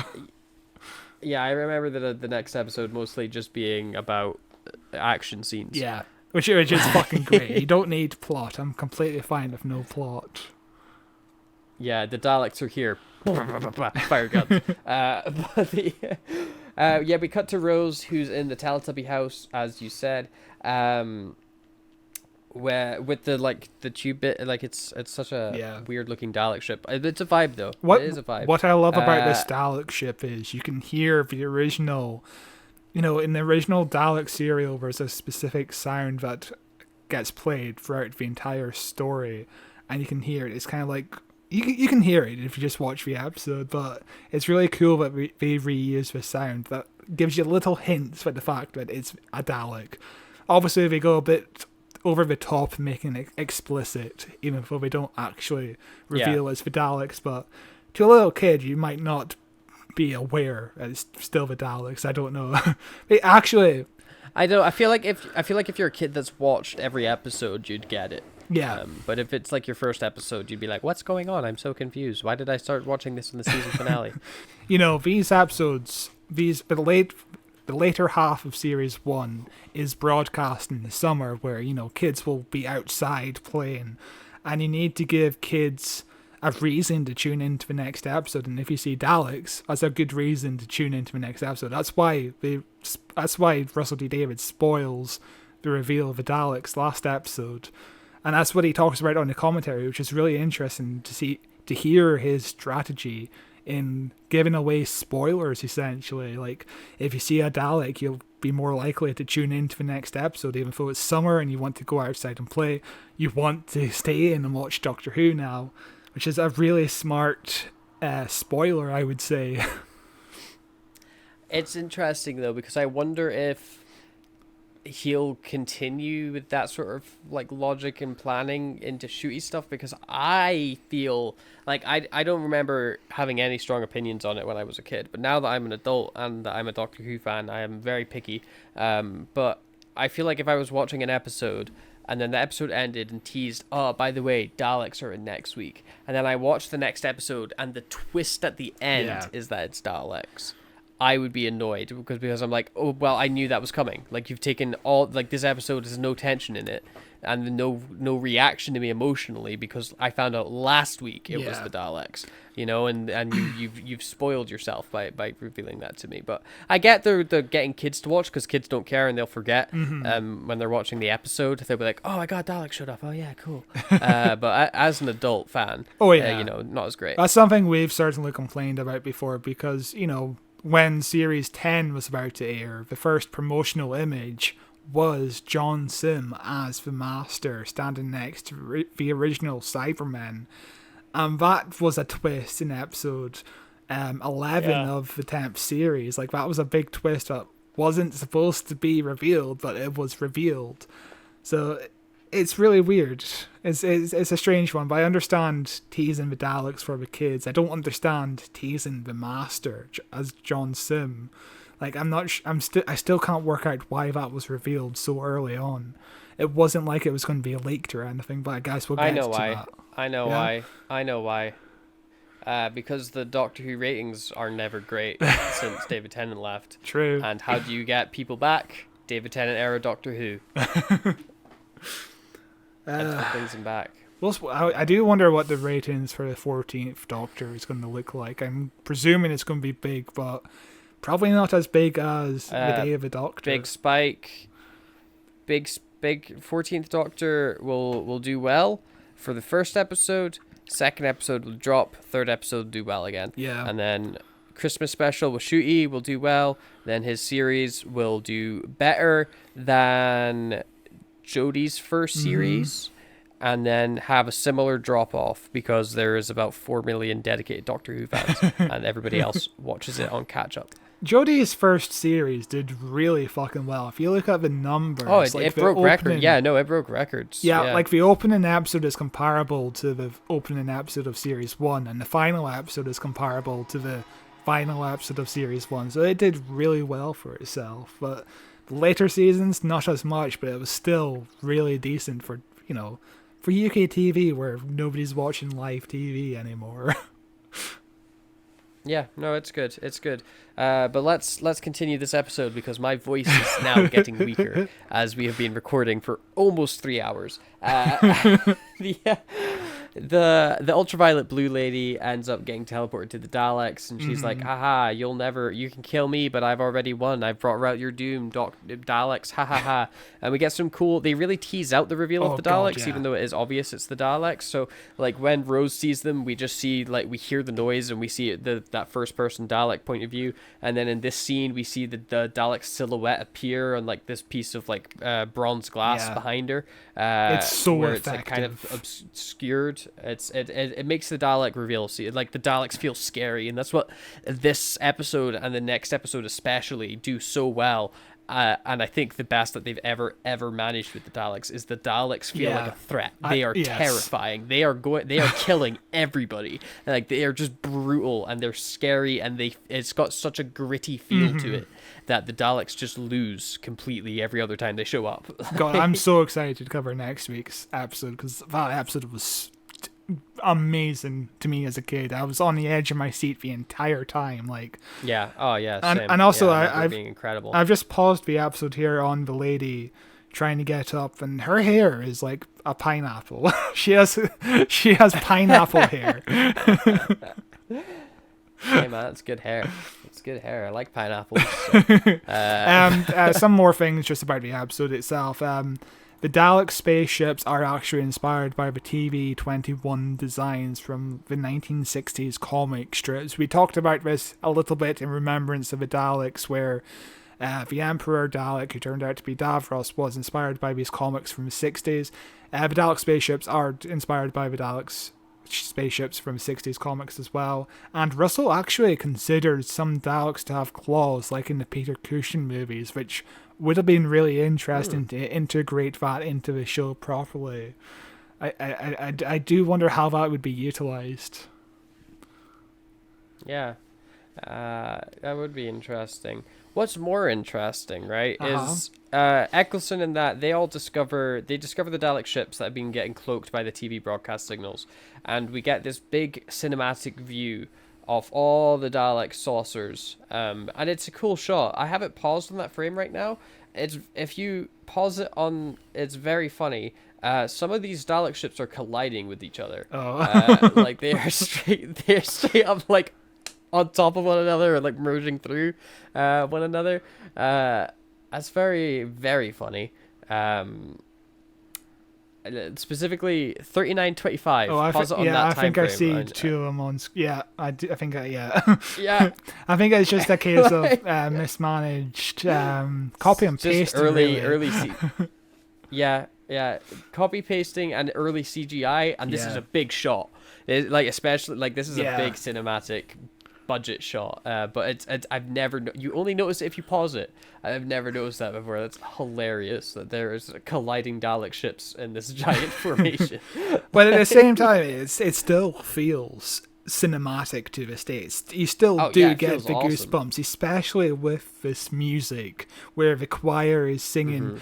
Apparently, the choir is singing in Hebrew. They're saying what is happening in Hebrew. Holy shit balls!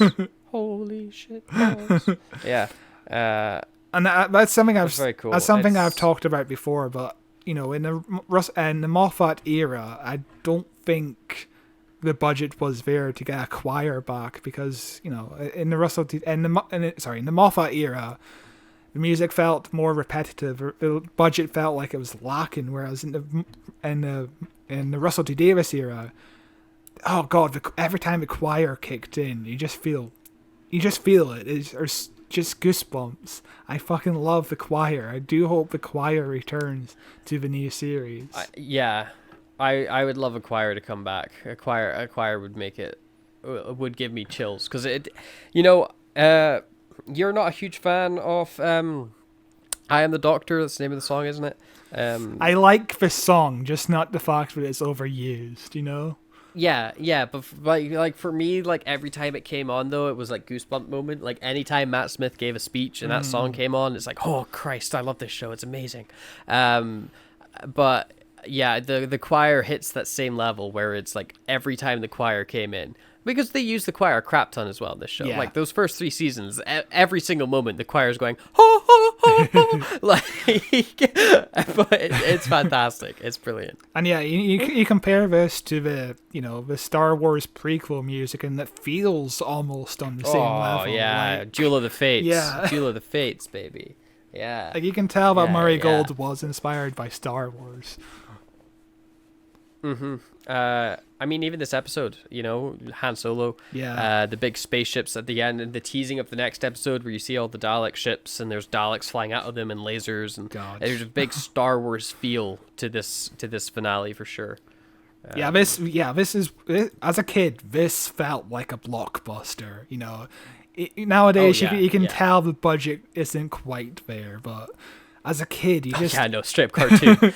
as a kid, you don't notice the lack of budget because it just feels so cinematic and so much like a blockbuster. I was on the edge of my seat as a kid. Like, I was so excited Plus, for the next episode. it was amazing. Plus, you're watching it on a much lower quality TV screen back then. Yeah. So you don't see the flaws as well because the picture's just not as good. Which it makes the CGI look better, honestly. And also because there's also, like, this is state of the art CGI for TV. Like, nothing had really topped this. This looked incredible at the time. So it felt like a movie because it looked like a movie. Like, the CGI was looked movie quality. And it's the CGI was so good, and every special effect was so good that even Michael Grade had to compliment the production team. And Michael Grade is a guy who tried to get the show cancelled in the 1980s. He's a guy who had Colin Baker fired from Doctor Who because he was too weak in the role. Because, the fact that Michael Grade had to give compliments to the 2005 series of Doctor Who shows a lot. Like, this isn't the campy, wobbly walls Doctor Who that, was in the 80s. This is like proper cinematic television. Action. Like this is something that a lot of people incredible. try to replicate at like ITV, and they tried to replicate it in America as well. Like, nobody could replicate Doctor Who at the time. Like, it was that big of a show. It's so impressive. Yeah, it's beautiful. Beautiful show, incredible time. But the Daleks contact the Doctor and they're like, hey, we have Rose and we're going to get you. Ha, ha, ha, ha. And the Doctor simply goes, no. And they're like, what? That's not fun. And he goes, how about this? I get Rose, I save the day, and I kill all the Daleks. That sounds pretty cool. See you next week. And then the credits roll. The Doctor says no, and the Dalek says, what is the meaning of this negative? And the Doctor replies with, no. like such a good line. And the Dalek is actually shaking in this episode. You can watch the Dalek just shake. A nervous guy. Just nervous. Because that's what Russell T Davies really wanted him to shake like the old days. And we just covered Remembrance of the Daleks where they're wobbling all over the place, but the Dalek shaking here feels like it's more shaking out of just pure anger rather than like a cheap prop, like these cheap little wheels that they can't balance properly on. They're shaking out of anger, and it feels so much more effective. You don't really get much body language out of Daleks that often, and just that little bit of shaking just adds so much more to it. Or like just the fury of a Dalek. Yeah, for sure. But this is basically where the episode ends. And we get a very good teaser for next week. Oh, a great teaser for next week. So before this, at the end of The Empty Child, Russell T Davies wanted the Next Time trailer to be at the end of the credits, so it doesn't. So if you don't want any spoilers, you just tune out. You just go over to ITV and watch whatever crap they're airing. But Russell T Davies decided to put the Next Time trailer at the start of the credits, and this was because episode 12 doesn't really end with a cliffhanger. It just ends with the Doctor saying, oh yeah, I'm just going to kill all of you now because I'm sick and tired of every stinking Dalek in the universe. I'm going to kill all of you. Like, this is war. And it's a great ending. And the Next Time trailer actually continues to the Doctor's speech, and then the Next Time trailer ends with a cliffhanger where the Emperor Dalek says, they survived through me. and you're left wondering, Yeah. who is this? Who's talking? Who says that? Is it Davros? Davros? Yeah. Is it Davros? Yeah. So yeah, working that cliffhanger into the next time trailer is genius. Yeah, it's very good. It's a very, very good next time trailer. I love the next time trailers in Doctor Who. It was always one of my favorite parts of watching Doctor Who as a kid, and still to this day even. It's watching an episode of Doctor Who and then being like, "Whoa, what's the next time trailer? What's happening next week?" And getting excited even more still about, like, because I get a sneak peek at the next week's episode, a week early. Woohoo! I get to see some stuff and see what's going on. I loved it as a kid. Got me so excited every single time. Yeah. I'd always watch the next time trailers. I haven't had that feeling for a long time with Doctor Who. I hope when Russell comes back, I hope there's some good next time trailers again. Because I haven't really been that excited for the next episode of Doctor Who based on a next time trailer in a while. But the episode ends. There's some fun stuff in the credits here. It says Big Brother logo by kind permission of Channel 4. So there you go. Kind permission. 11 months of negotiation for one line in the credits. But yeah, this was a really good episode. I feel like we've both said our main pieces about our thoughts on it. So if you enjoyed this, you can subscribe to us on YouTube at youtube.com/@WhoWatchesWhoPod, where you can watch us in video form and see our beautiful faces as we talk about Doctor Who for what feels like an eternity. You can also listen to it in audio form anywhere you listen to podcasts. We're on Spotify, Apple Podcasts, Google Podcasts, Podcast Addict, just everywhere, Amazon Music. Be sure to leave us a review if you listen to us on Apple Podcasts specifically, or on any audio device, really, I guess, but Apple Podcasts is the one that matters the most, I think, just algorithmically. And on Spotify as well. If you leave us a 5-star review, I will read it out at the end of the month in our news podcast. Just be sure to inform me that it's happened by getting in touch with us on our social media pages. We're on x.com, Twitter, at Watches Doctor. We're also on Facebook. We've got a Facebook page, facebook.com/@WhoWatchesWho. You're more likely to find us on Facebook at the moment than you are probably on Twitter, but still, reach out in whichever way is the easiest for you. Or you could send us an email at whowatcheswhopod@gmail.com, which is probably the best way to do it, because that's 100% guaranteed to be seen by us. If you send us an email at whowatcheswhopod@gmail.com, and we will read it out at the end of the month in our news podcast, or I'll just reply to you if you don't want it read out, and we can have a little conversation about Doctor Who. But yeah, that's it. You follow me on Threads, I guess, at Reed Matthew. I'm on x.com, but I don't want to use it, so don't follow me on it. Have you been using Threads? I haven't really been on that often. I jump on every now and then. Yeah. I'm probably on it 5 minutes a day. I check it once or twice a day. But at the same time, I'm on x.com the same amount of time purely for memes at the minute. I just want to see the site burn. I just want to watch how much worse it can get. It's amazing how badly hilarious. he's doing, the fact that the word tweet becomes synonymous with this company. Yeah, it's in the dictionary. Yeah. It's in the dictionary. And then Elon Musk is like, nah, I'm going to make him posts now. Yeah, it's insane. Insane. Yeah. But enough. We've talked so much about Elon Musk. It's crazy. Next week we are looking at The Parting of Ways, the season 1 finale, a very, very good finale. We will be looking at that as we continue with Ecclestone. And look forward to that. It will be out next week at the same bat time, same bat hour, same bat channel, whatever the saying was for the 1960s Batman episode. We are very tired. We've been recording for 3 hours. We've been recording for 3 hours. So I will see you next week. Bye. Bye. Bye. Bye. Bye.